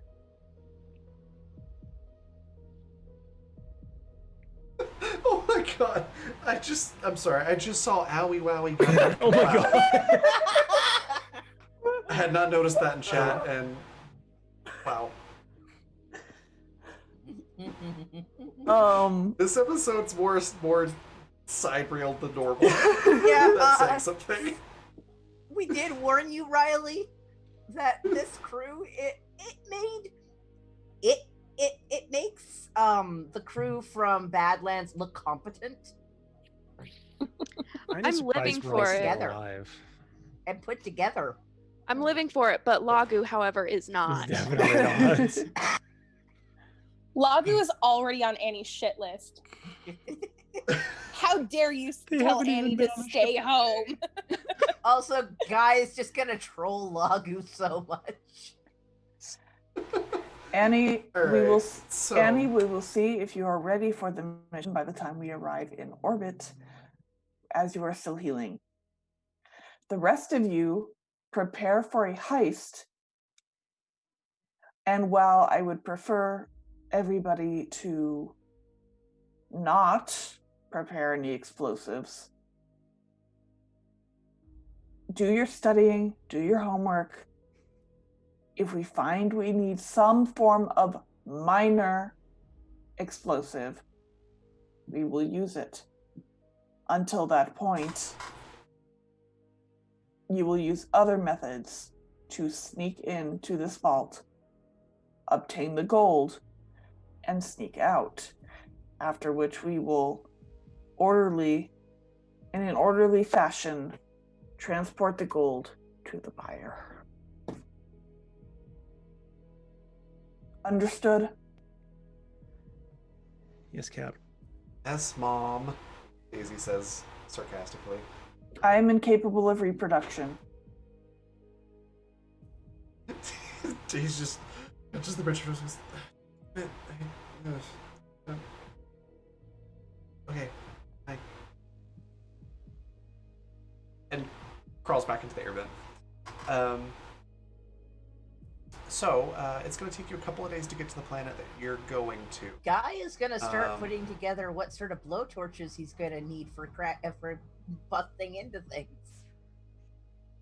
So the planet that you're going to technically isn't on any official charts. It's one of those like super private planets, but the mission report has designated it as Wilderness 1 as the name of the planet.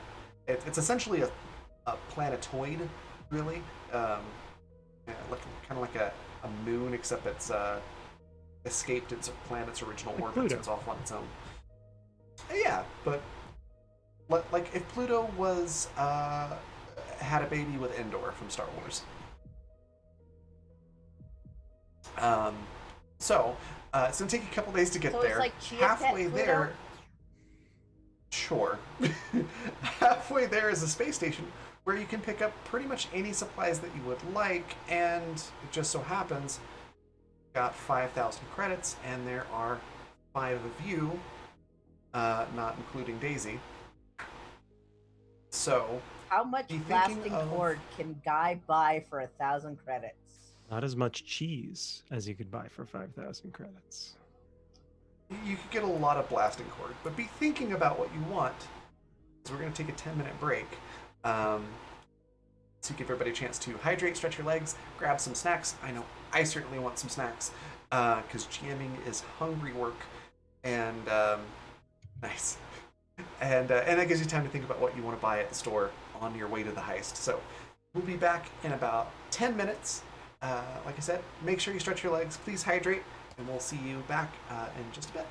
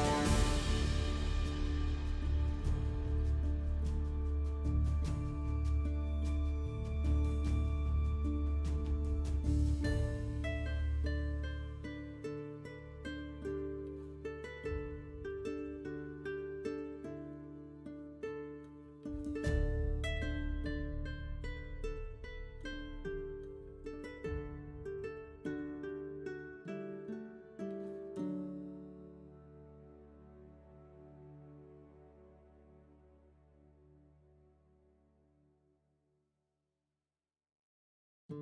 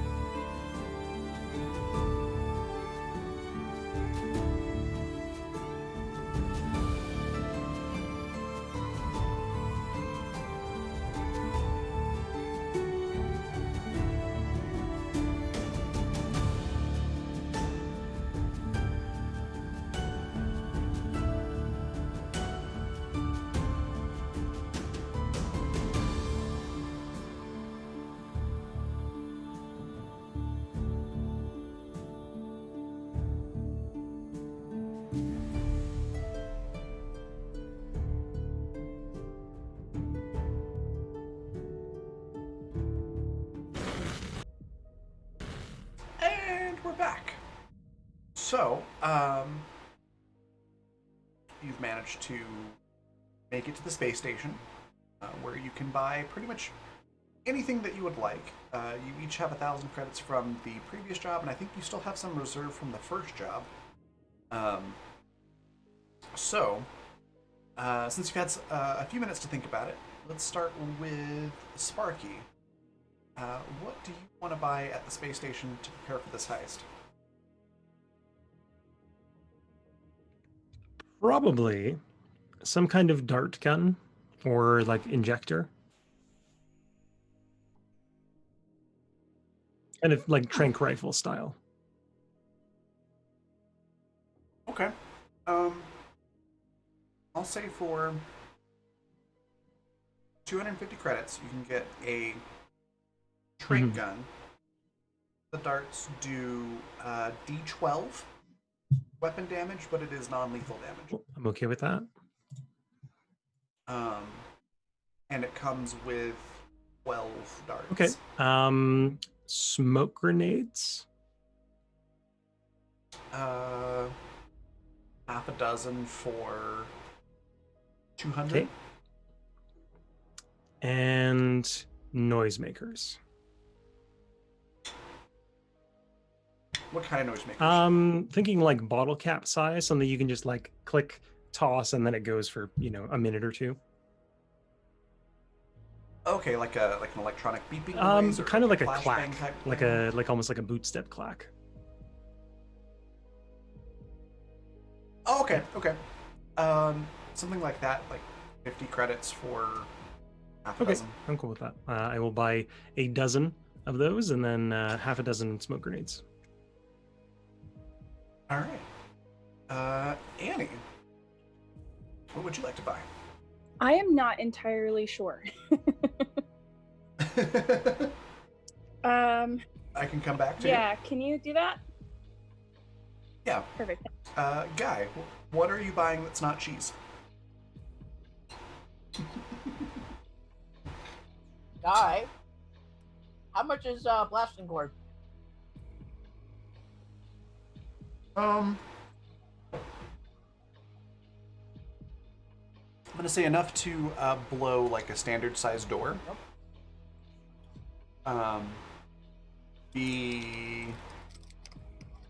Normally be about 200 credits, but the guy running that particular store seems to like you and drops it down to 175.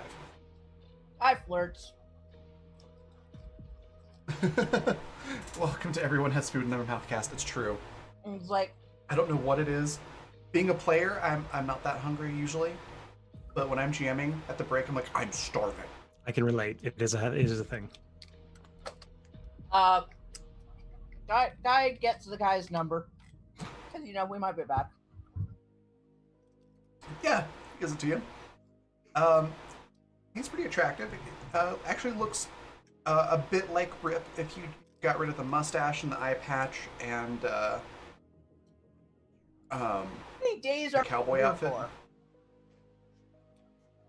I mean, many as you want, really. If we're here for more than 2 days, guy has banged this guy.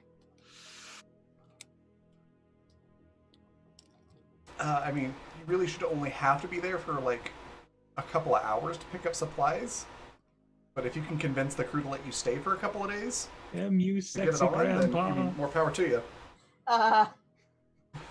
He'll think about No. it. Seriously, think about it. No. No, he does. So how much was it going to come out? So 175. I saw that, Riley.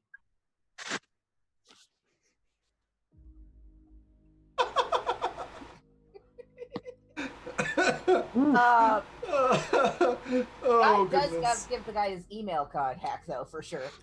Just like he left it with the other guy. Okay, so guy gets blasting cord and a booty call. What else? Welding That torches, sounds like a porn. arc welder. That would be one It sure weird would. Blasting cards and booty calls. It would be an excellent. I'd watch that too, honestly. Like, Alright, blasting cord. What else? laser torch and an arc welder.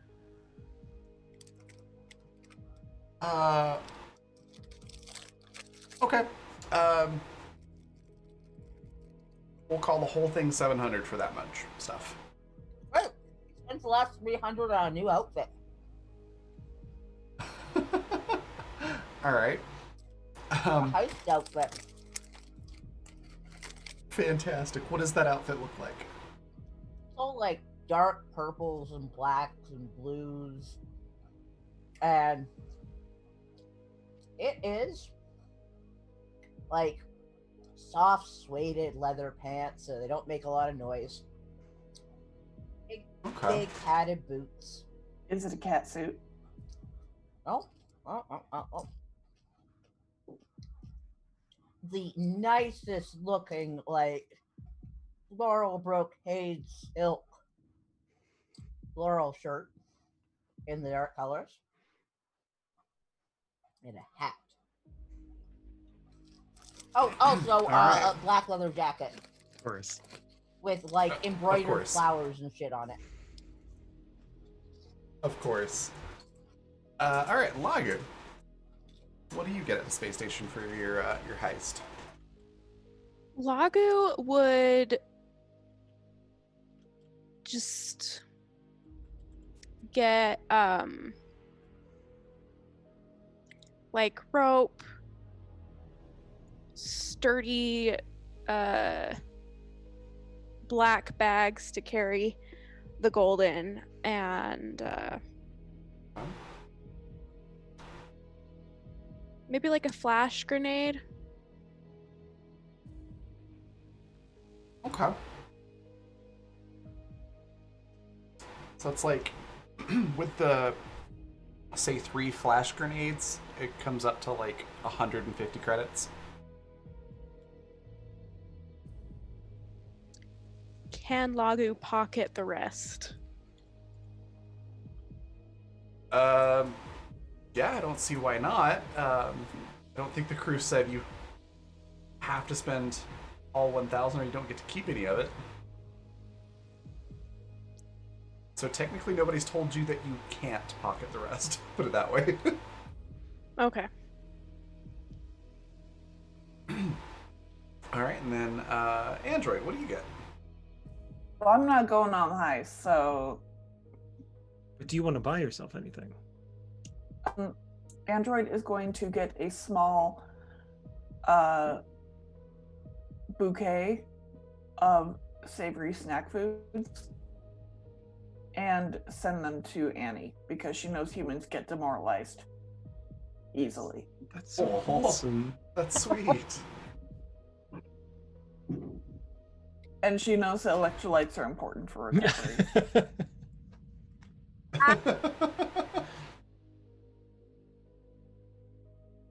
What was that, Vanessa? I said God lover. Yes. Daisy is going to take some funds.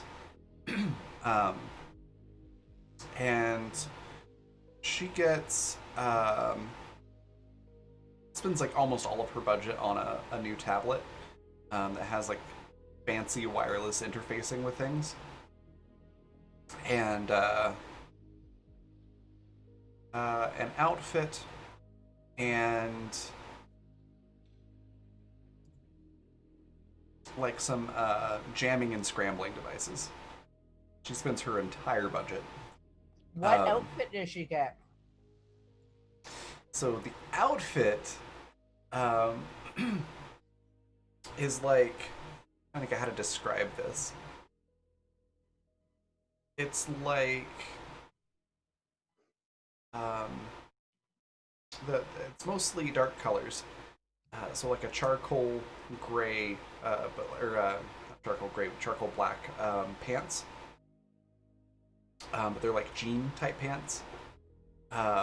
With a gray t-shirt, sort of a mock turtleneck type shirt, but it's t-shirt material, and a black jean jacket. And soft padded shoes, flats. Almost like Converse, but the short ones, not the high tops, which are also black. So sneakers. Yeah, basically. And what about Annie? What does Annie get with her Sneakers are good budget for for this heist? So Annie has that little holo card that she uses, has her like programs on it for when she would need to like bypass things and hack into certain systems, things like that. So I'm wondering if maybe she can get some sort of device that she'd be able to plug that into and then attach to any like if there's, I guess for lack of a better way to describe it, like keypads and stuff like that she can attach to and use that card, but like a device itself that she can interface on. Like a fancy tablet with wireless interfacing functions? I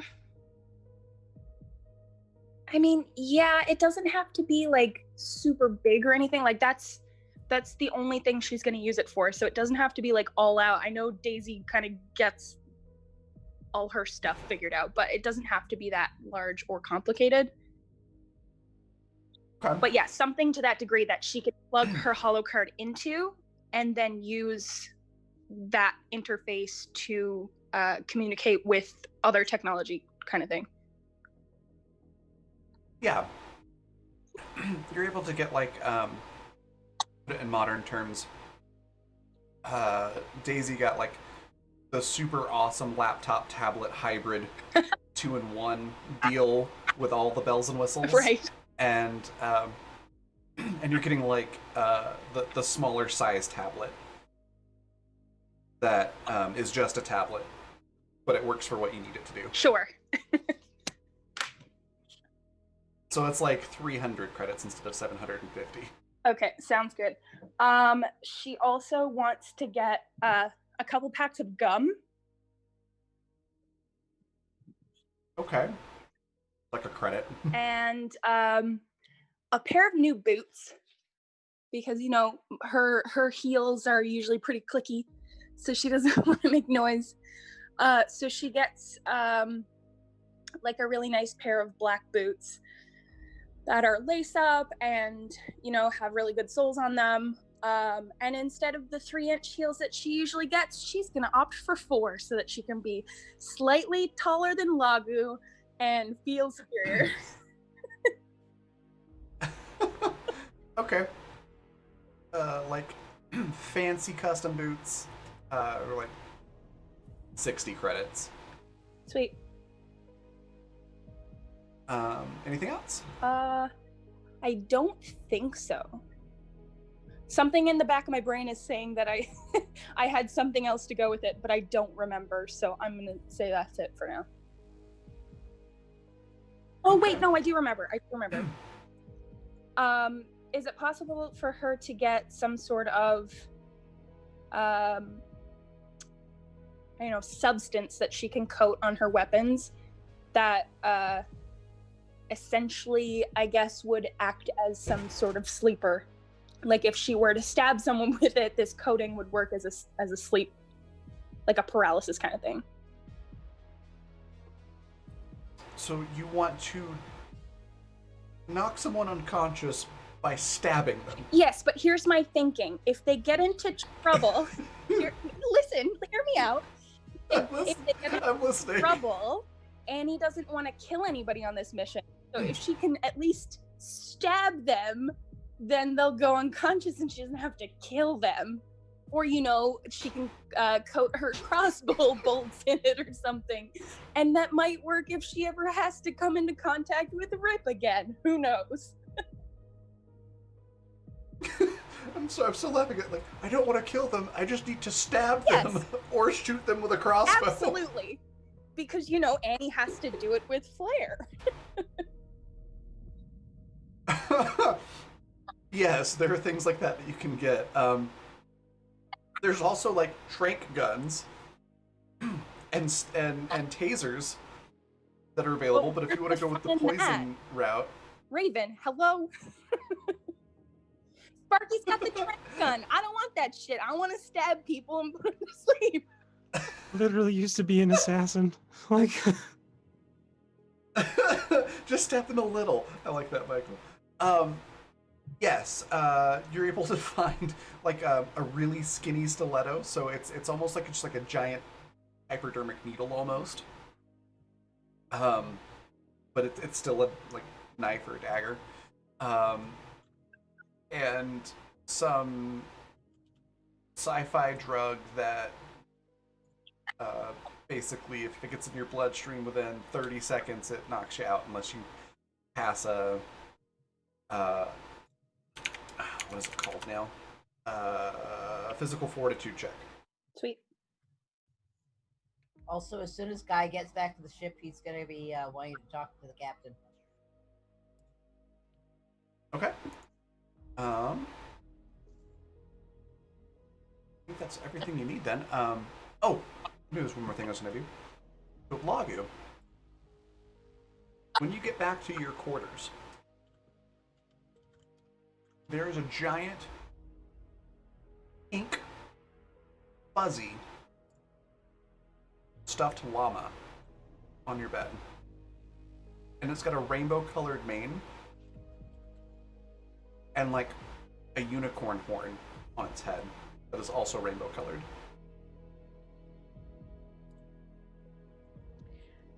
Lago checks to see if it's actually their room that they just walked into. It is indeed your room. Hallway, I'll take 10, right? I wouldn't mind one of those. Lago kind of approaches it cautiously to see if there's anything wrong with it. Aside from it not being here when you left your room, doesn't look out of the ordinary. It's just a big stuffed animal, like the huge ones that you see at the fair that you could never ever actually win unless you spent like $500. But it's that size. But you do notice upon closer inspection, it does seem to have like a seam. Maybe it's got like a Velcro thing on its back. But it looks like it could be something that you could open. They're gonna... Actually, I don't know if they would open it. I don't think they would. They would just grab their stuff and move to the next room.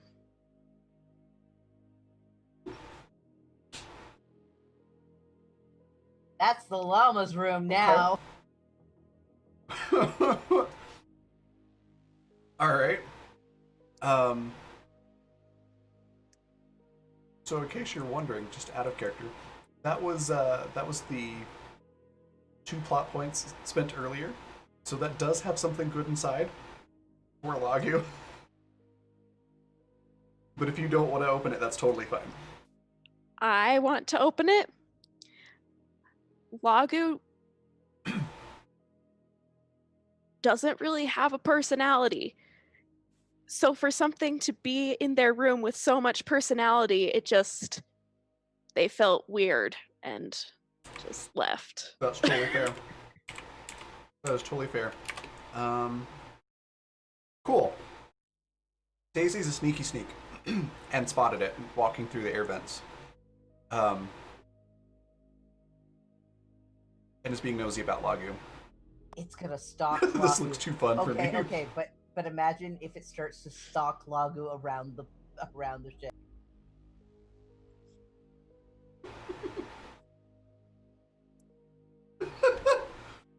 Oh. Thank you for this gift, Alex, of this wonderful idea.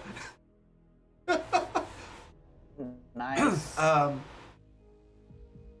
So yeah, the llama disappears. So if you go back in that room, the llama will be gone. But Daisy does meet you all back on the ship, and says, "Hey, I found this bag left somewhere on the ship for us." And inside the bag, it's got an Acme security outfit, complete with a security badge. Looks like it has a chip on it. And it's in Lagu's size. Oh, great! That'll fit Annie. Guy says.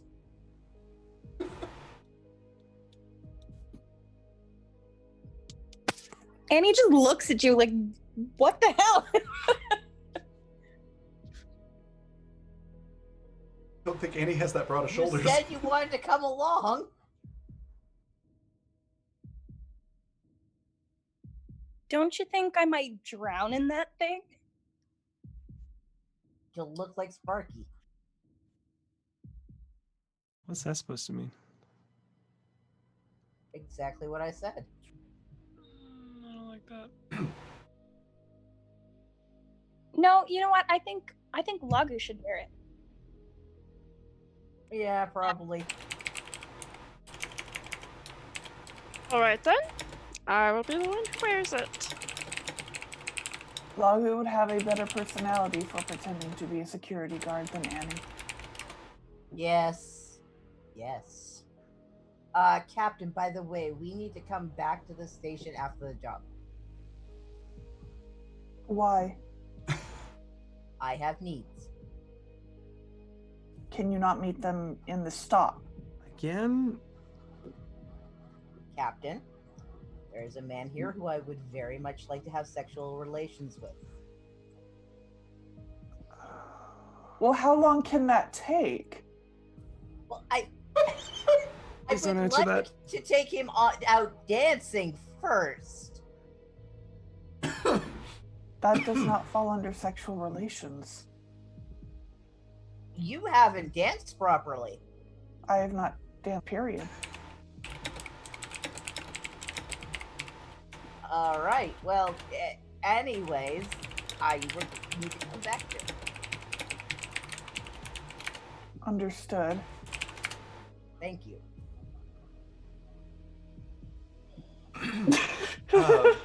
How long could that take? That's if you're doing it right.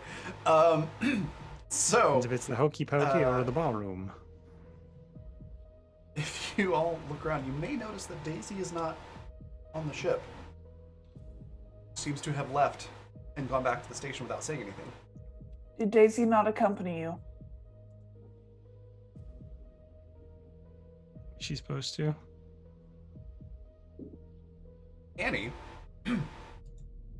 text message. Right.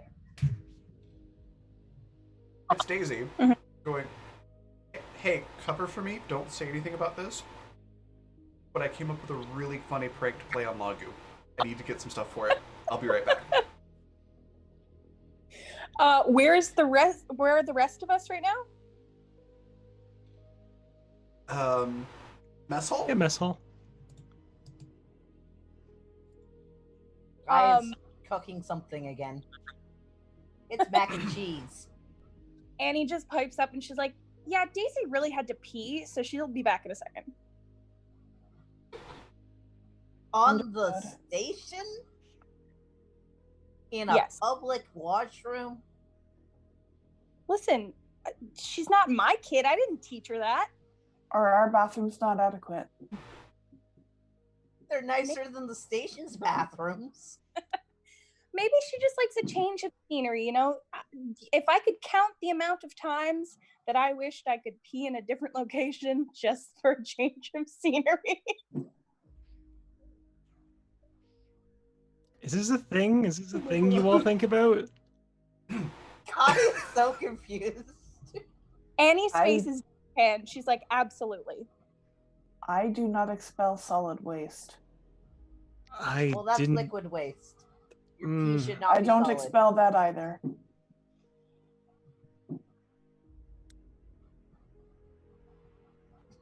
Fine. We will wait until she returns. Sweet. And It takes about 15 minutes. Annie. Oh, sorry, go ahead. Yeah, no, I was just saying, Annie shoots a message off to Daisy, and she's just like, yeah, apparently you went to take a pee on the station for a change of scenery, so really sell that when you get back. You get a text back. I what? Annie responds, she's like, just go with it. And then a little frog emoji.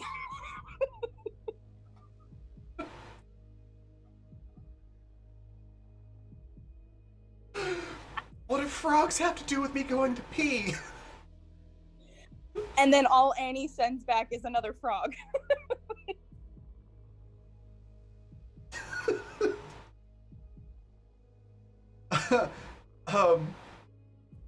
Yeah, Daisy just doesn't type anything back. After about 15 minutes, Daisy shows back up on the ship. Is anybody particularly paying close attention to, like, the airlock, the entrance to the ship? I mean, Android's like aware of it. Okay, so Android might notice that she comes back with, like, just... It's like a wagon cart. Like a full shopping cart just stuffed full of, like, vacuum-sealed bags. And she quickly carts it to a storeroom. And then shows up and goes, oh, hey, everybody, yeah, sorry, I guess it was one of those cheeses, or maybe it was something I ate on the station. It just really didn't agree with me. And I didn't want to destroy, like, the ship's bathroom, so I, went on the station. Because I'm being polite. I'm gonna roll charm for that.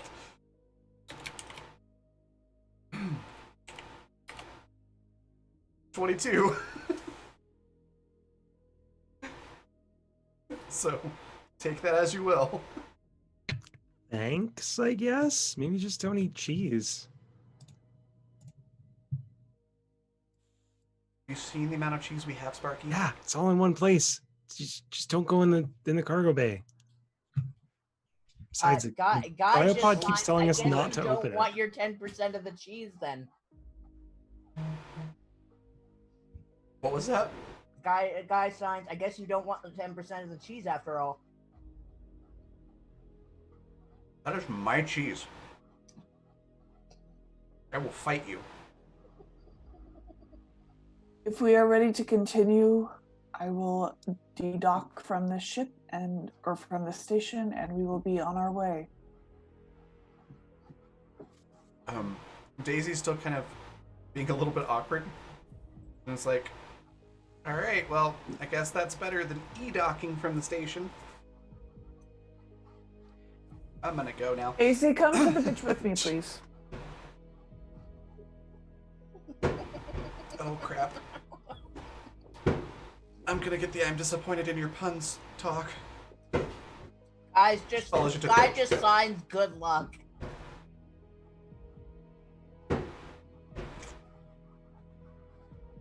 So Daisy follows you to the bridge and goes, yep, what's up, android? You were expelling waste. Yep, that's what I said. Why did you bring things on a wagon? I did some extra shopping while I was in the station on the way back. That was a lot of extra shopping. What did you purchase? I feel if All right. the crew members feel the need to tell me that they wish to copulate with somebody, then I should know what you purchased.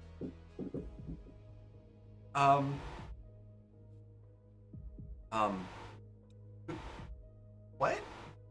What was that about copulating? Guy wishes to participate in intercourse with another person and wants me to return to the station after the heist and felt the need to inform me of this. I really did not need to know that. Oh my god. I really don't want to know. Can you keep a secret? If I am directed to, yes. Yes, keep this a secret. So, I noticed Lagu had this really weird, like, stuffed llama in their room, and it really seemed to creep them out to where they moved rooms. So I went on the station and bought like a dozen more of them. I'm gonna make make them think that it's following them around the ship. That's a prank. Harmless, I suppose. Where did the original llama come from? If we did not. I don't know.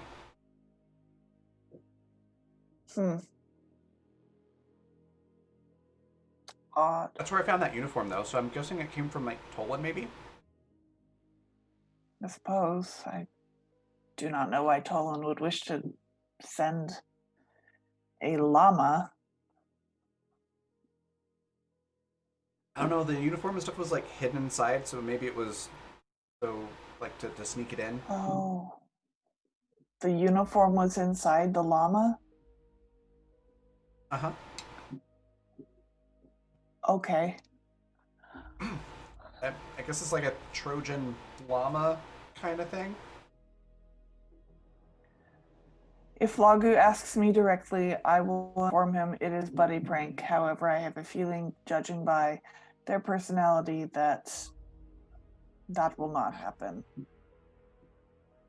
Okay, good, because that would ruin the prank, and then it wouldn't be funny. And yeah, just go with it. Nobody suspects the Trojan llama. I suppose. Jay,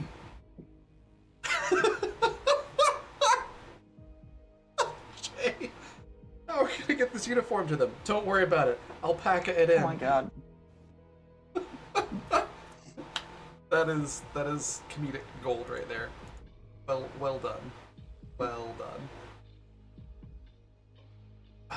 Okay. So, what do you do after meeting up and talking about copulating and leaving the station? I'm gonna leave the station. Okay. You're able to set course. It's going to take you about another day to get to Wilderness 1. Is there anything that you want to do while you're on the way? Anything you want to do on the ship? I'm gonna ask Annie if she received her package. Because I want to make sure delivery was adequate. Delivery. Yes. Annie does tell Android that she received the package and says thank you very much. that she really appreciates it. Good. You're welcome.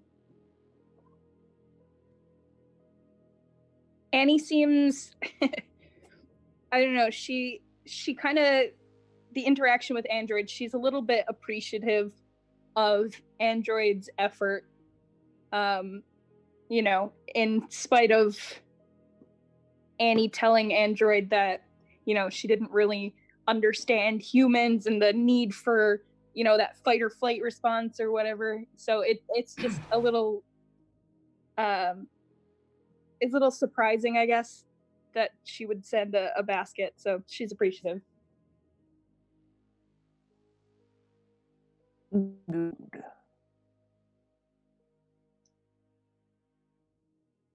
Okay. Anything else?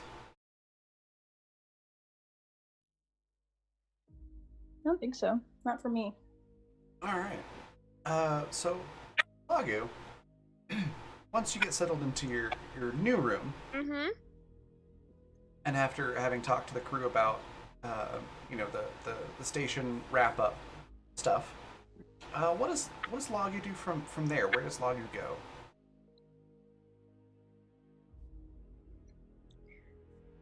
Lagu would just eat something, just very normal stuff. Eat something. Is there like a gym or something on the ship? Yeah, there is. Then probably go Um, there and then like shower and go to bed. Okay. As you go to the mess hall, I'm assuming that's where you go to eat something.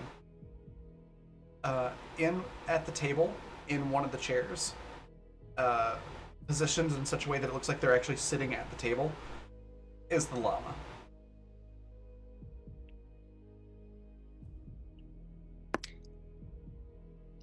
Lagu just shrugs and gets their food. Okay. um, and then when you get back to your quarters, there is a llama standing on the bed.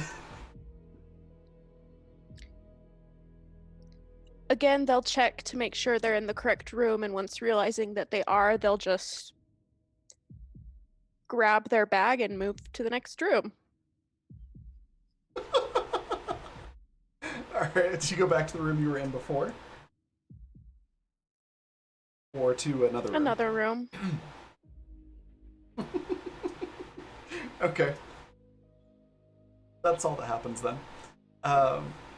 So the next day you'll arrive at Wilderness 1. You notice that there aren't really any ships around. You don't really even notice like a much of a surveillance system around the planet.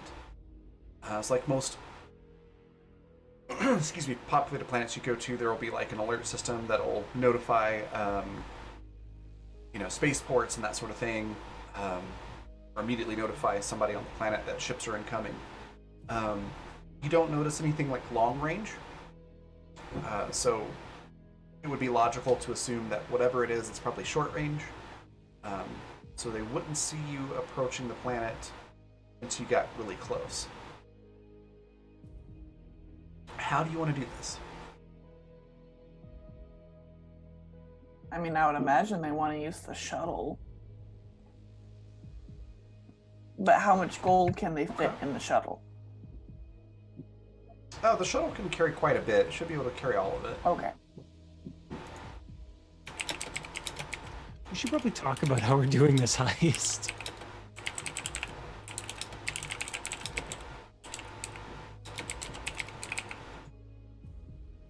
Cool, good talk. So that's like, how are we doing this? What do we know about it?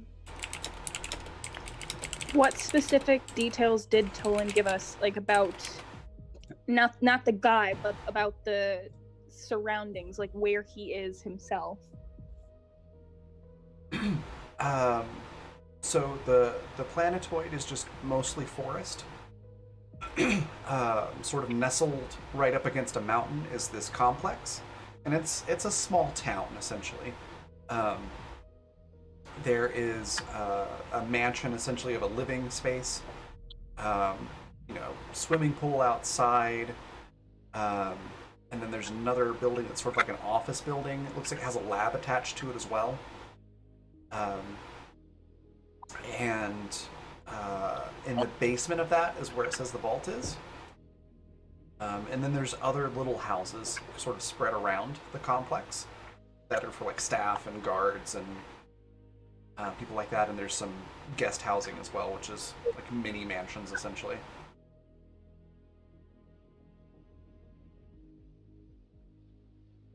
So that's really all the intel that you got. You do know that they employ Acme security guards.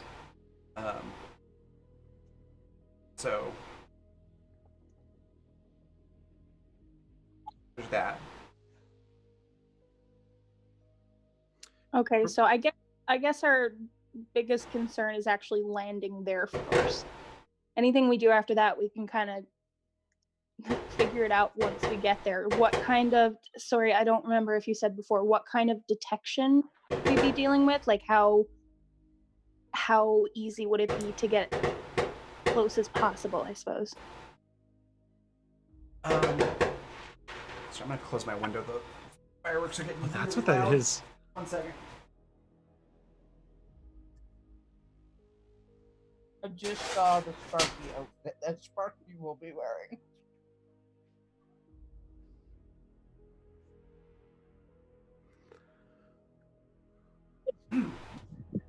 Yeah, they're doing fireworks on my street, so it's loud and smelly too. That should be better. I close the window. So yeah, it looks like most of the security is relying on the fact that it's an unmarked planet, so nobody knows where it is, except for you. And there's no reason to go there if you don't know it's there. So there probably is some type of ship detection once you get into orbit. But you could probably scan from far away to figure out where that is and see if it has any blind spots.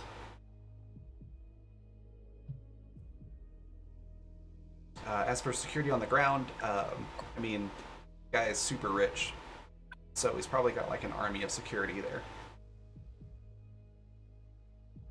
All right, so Annie would suggest then trying to get close enough to see if there's any blind spots in the detection.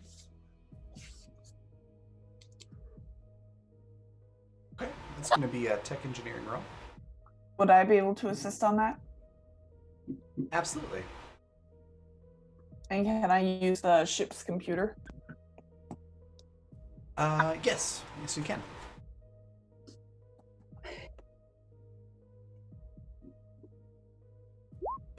$24.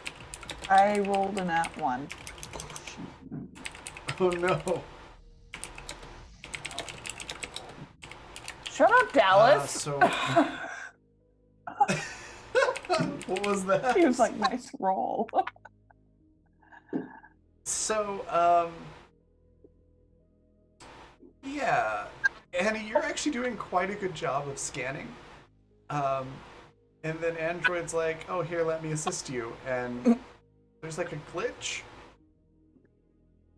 And sort of a stutter in Android's vocal processor, and it essentially like closes the window that you were just working in. Annie doesn't say anything. She just turns her head very slowly to stare at Android. Android walks away. Damn it, Android. You hear from the air vent a familiar voice going, "You need help with that?" Well, I wouldn't if Android didn't fuck that one up. You see like the cover of the air vent slide open, and a unicorn llama head stick out of the air vent, and it goes, "I'm sorry that happened." Annie like snorts a laugh. And then she goes back to trying to scan the shields again, the detection shield. Okay, go ahead, roll again. 25. 25. Yes, you are successful. You see that it does have short-range scanning for ships. But if you approach the planet from the opposite side of where the complex is, you should be able to land undetected, or like not even necessarily land, but like get close to the ground, like a low-flying airplane level. Yeah. And go around the rest of the way to get to the complex. Annie like taps her nails on the console in like self-satisfaction, and then she lets the rest of the crew know what she found. Okay. So what did we actually find? You've got a way into the planet without being detected. Ooh.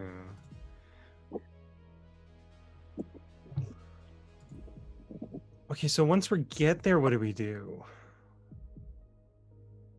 Well, I would assume that if we do come in the opposite end of the planet and we're able to, essentially bypass detection, we can use the ship to get closer. And then I would assume that costume might come in handy. What about the rest of us, though? Mayhaps. Well, I mean, I suppose considering Lagu is here to get the mission done, what if we send them in the costume, and maybe they can find their way to some sort of, I don't know, camera room, for lack of a better term, I suppose, and maybe turn off certain avenues for us. I don't know. Okay, I'm scared of them, but I don't know if I want to send them in by themselves. I agree with the short one. Sparky. That's my name. I should not be going in alone. I don't have very good social graces, thanks to this voice box. So if I do get stopped, I will need someone else there.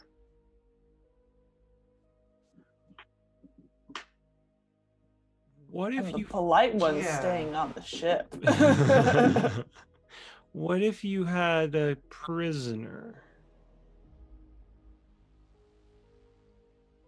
Maybe you caught someone on the Or- grounds? Could be escorting, say, like a computer technician to fix something that's going wonky with the computers. That's probably better, yeah. Okay. Which one of you computer people is coming with me? Daisy just puts her finger on the tip of her nose and looks at Annie. Annie just rolls her eyes. I guess that would be me. All right, tall pink hair. Tall pink hair has a name, you know. Is tall pink hair ever going to introduce themselves to me? You can either call me Annie or you can call me Little Mouse. Take your pick. Nice to meet you, Annie.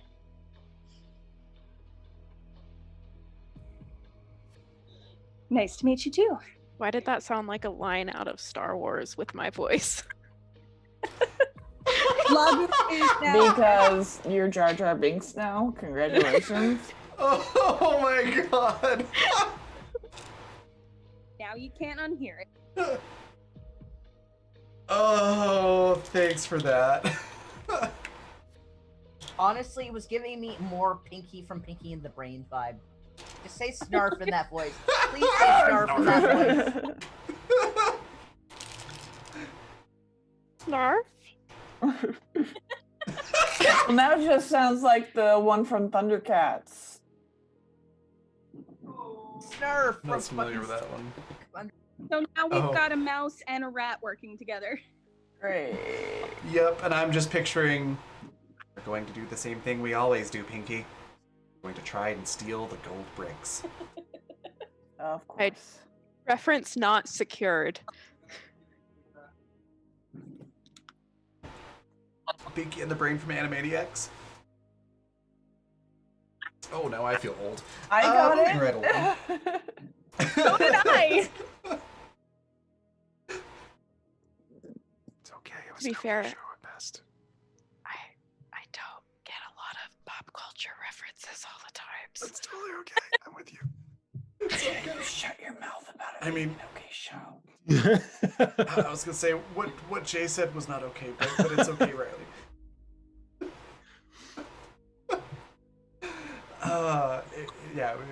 It was cartoon. It's funny. Anyways, where were we? It's a really good question. Annie and Lagu are going to go. Right. Jar Jar and Anakin are taking the speeder and going down to the planet. I don't know how I feel about being Anakin. You gotta go to the Tashi station. Okay. You started this. I know. Who's flying the shuttle?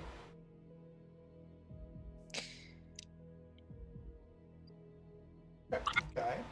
So, Guy is going to fly the shuttle, land, and then Lagu and Annie will go up to the. Yeah. Look in Complex. Zoom chat for Guy's heist outfit.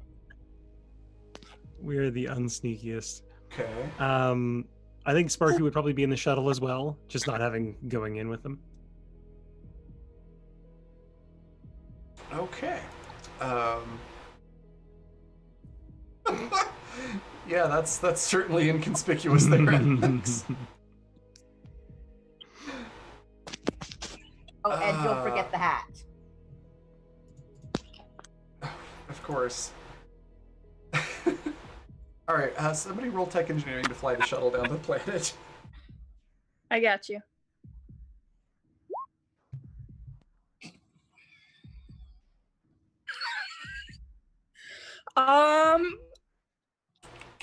Annie takes over. Evens are odds. Oh my god. Somebody pick for me. I can't do it. Oh, now I gotta roll. I was gonna again say now, you already 'cause rolled, like. I was expecting an immediate answer because usually when I ask that, it's like immediately like, oh, it's evens. I'm gonna say odds. Oh. Okay. You managed to not fly directly into the detection grid. But you are coming in way too hot. Jesus. The Oh. shuttle is shuddering and rocking, and there's turbulence. It's pitching back and forth. Roll to get control of the shuttle back.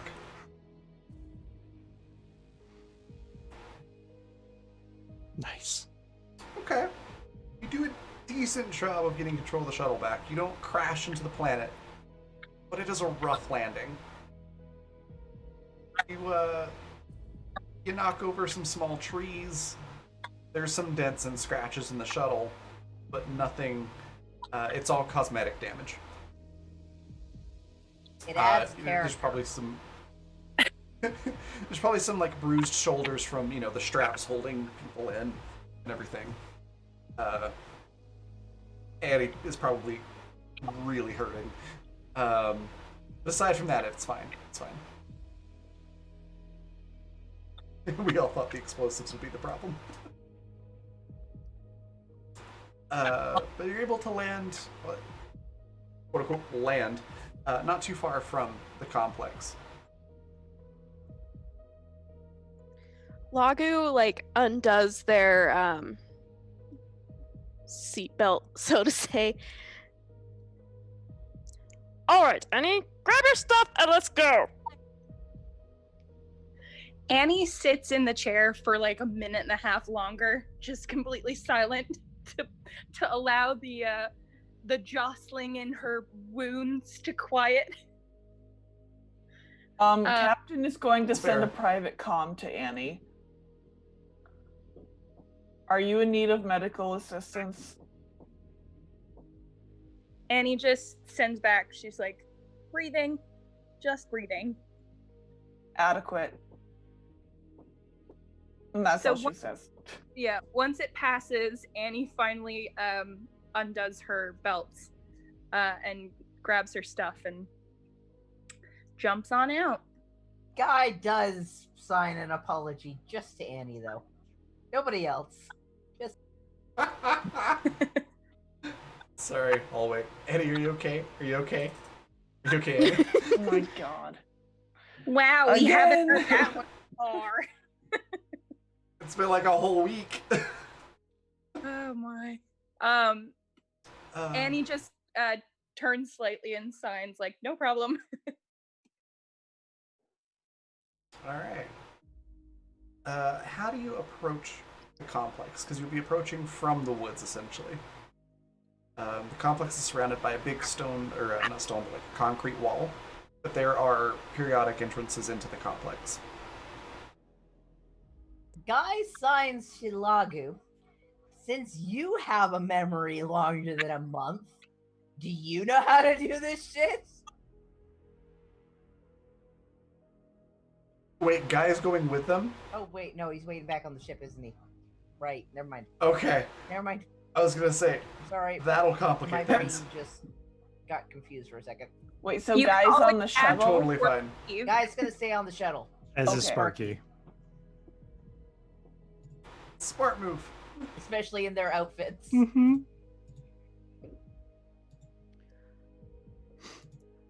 I don't know. How do we want to do this? Did you see anything when you were running your scans? Which would be the best way to go through?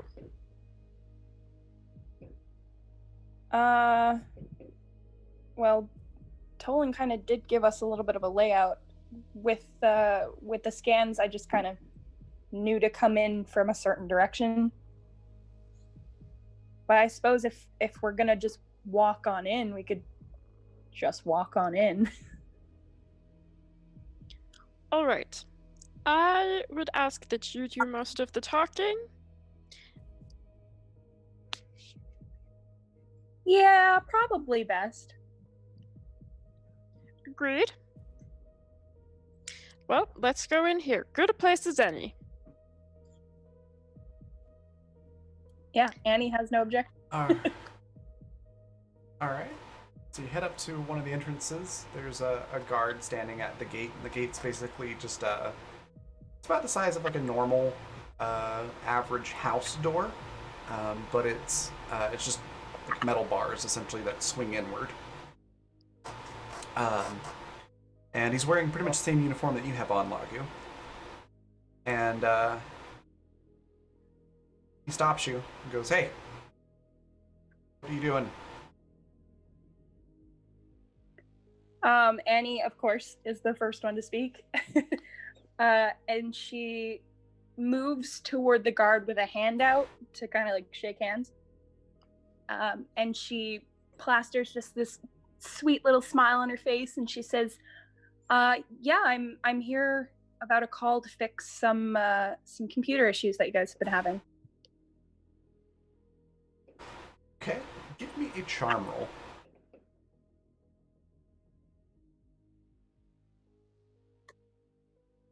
Fuck, 9. D6s. He squints his eyes at you and goes, "He's talking to the security guard. I haven't seen you around here. You new?" He's speaking directly to Lagu. Lagu puts on this sad face, I guess.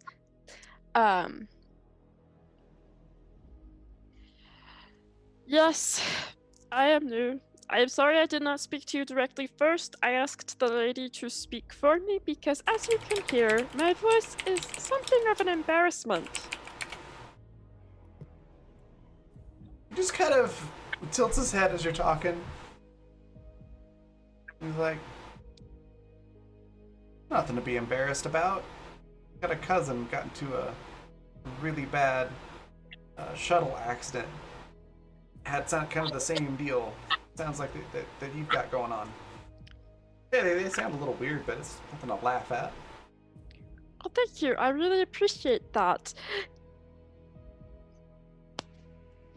Annie's doing but like I an do have to eternal eye roll.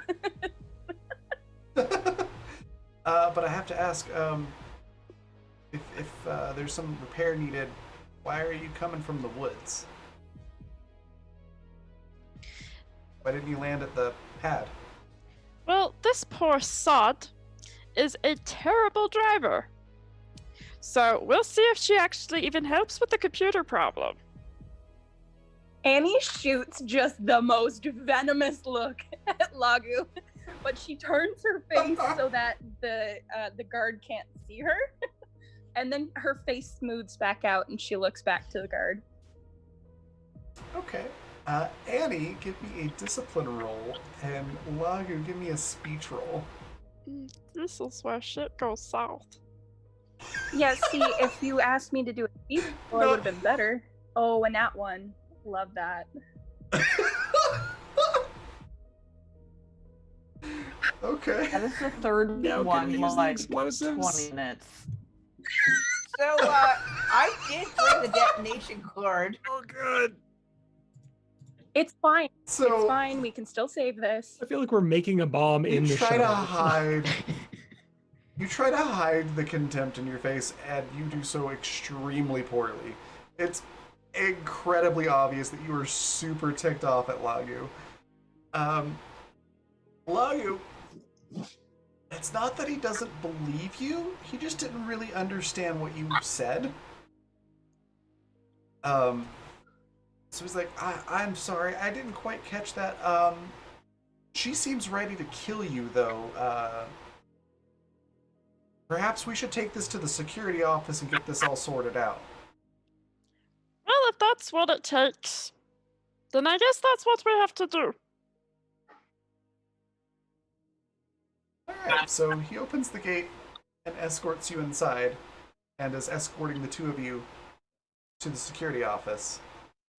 And I think that's where we're going to end our session for tonight.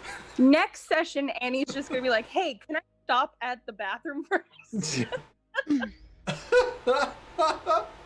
Alright. Oh, that was great. Sidetracks and all. That was a lot of fun. Which one of the several great lines tonight should be our raid cry? Let us know in chat, and we're going to do some outros here. Going in reverse order, let's start with you, Riley. What was your favorite part? If your voice is okay. Where can we find you next? Anything else you'd like to share? My favorite part, wow. Honestly, it was getting to meet like all of the crew and everybody's little quirks. And also just Lagu being like, oh, there's just this unicorn thing that keeps showing up. I'll just move rooms. Like, just No problem. just that. Like, it was Asa's just. gonna end up sleeping with the cheese at some point. Oh, God. Oh, and of course, I think ultimate top favorite part of the night is the cheese chamber getting a Twitter. That's the best part. So. Yes, that was Oh my amazing. god, Jay. The You- cheese Twitter is just gonna be like, "There's not enough room in here for cheese and a person. Please close the door." Don't tempt me. Yeah. Alright, where can we find you next? And all You that can good find me stuff? next on Wednesday for Tikva here. And I'll just put my website out in chat. All right, fantastic. Next, we've got Goody. What was your favorite part? Where can we find you next? And anything else you'd like to share? Oh God, favorite part. It's always so hard to pick. I love the cheese Twitter. I also love the misunderstanding of, like, I want to have sex with this person. Well, how long can that take? Like, That was great.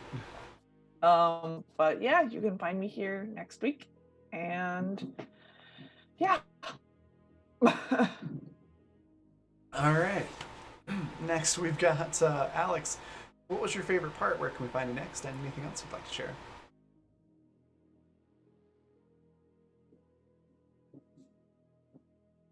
Rain. Sorry. No worries. Cheese.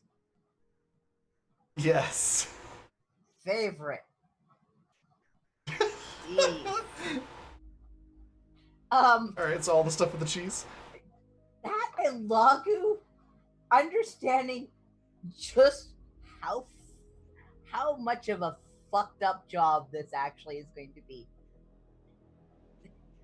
Lagu realizing that, oh, I have to be a babysitter. Wait. Oh, you actually need a babysitter. Not haha, they need a babysitter. Oh, you are a disaster. Yup. You're a disaster who don't want to hurt people. Except for you have a thing for explosives. And cheats.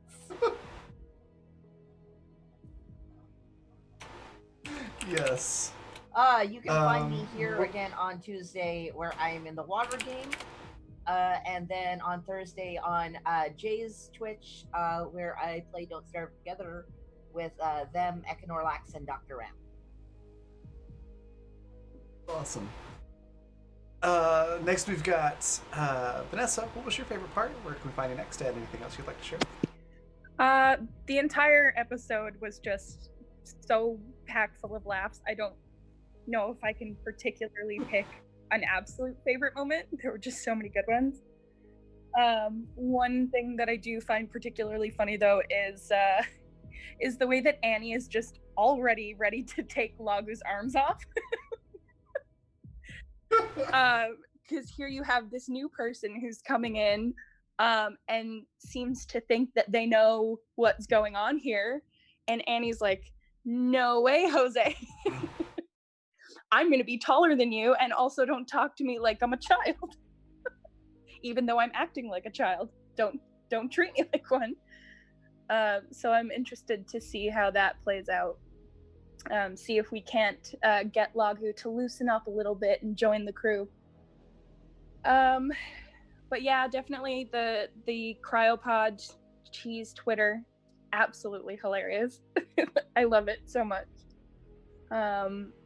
Yeah, but as for where you can find me next, I will also be here on Wednesday for TikTok. And I also have an art Twitter and a coffee page where you can find me. If you would like to have me draw your characters or anything like that, I can certainly do so. I'll pop the links down in the chat. Fabulous. And then last but not least, we've got Jay. What was your favorite part? Where can we find you next? And anything else you'd like to share? First off, I'm really sorry for stealing the thunder with the cheese Twitter. I did not think that was going to take off. Oh no, that was amazing. My favorite part was probably everyone trying to get Android on board for using explosives. Because everyone in their own right was like, okay, but if we need them, maybe later on, even the people who didn't really want explosives seemed like they kind of were okay with them. Yeah, just seeing everyone bond and getting to not immediately throw Lagu under the bus was nice, because I'm like, okay, well, like, I get they're a babysitter, but also we kind of need a babysitter.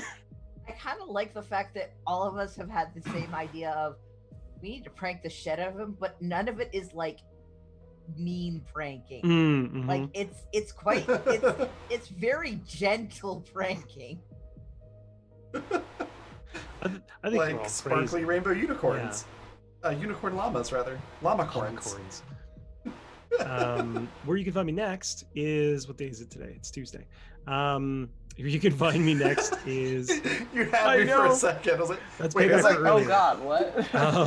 That's fair. So Totally where you can fair. find I me is deserve Monday that. night at 5 p.m. Mountain Time, where I will be continuing on my stream of Primordia. And likewise, you can find me on Twitter and Twitch at AlienJays. Fabulous. My favorite part is hard to pick because the whole thing was a lot of fun. I feel like on the seriousness scale, we had like the super dramatic, intense episode last week, and then this was like in like a normal running TV show. This was like the musical episode where everything's just silly and off topic, but still kind of related to the story. Okay, but and I really liked Lagu's that. fucking voice reveal. I was not prepared. None of us were. Riley told me that their voice was going to be a little weird because of the vocal box thing. I was like, oh, okay, cool. So their voice doesn't match, what they look like. I did not expect that one. So yeah, that was great. But the whole thing was fantastic, and yeah, I can't really pick a favorite part. The whole thing was just great. The idea to prank Lagu with the llamacorn though was high up there as well. As for where you can find me next, today is in fact Saturday, not Tuesday. So you can find me next Monday at 1 p.m. Mountain Daylight Time, 3 p.m. Eastern Daylight Time. I'll be producing Fleshmaker's Folly here. And then Monday evening, 7 p.m. Mountain Daylight Time, 9 p.m. Eastern Daylight Time, I will be playing Bark, the similar to but legally distinct from Ferengi type character in our D&D game of Empires and Epitaphs, where we're literally taking a literal ghost town and building it back up. So that'll be a lot of fun. As far as anything else I'd like to share, coming this Friday, we're going to have a Friday Community One-Shot again, where we will be playing a playtest of Fundamental RPG 2nd Edition, which is the same edition that we're using for this game.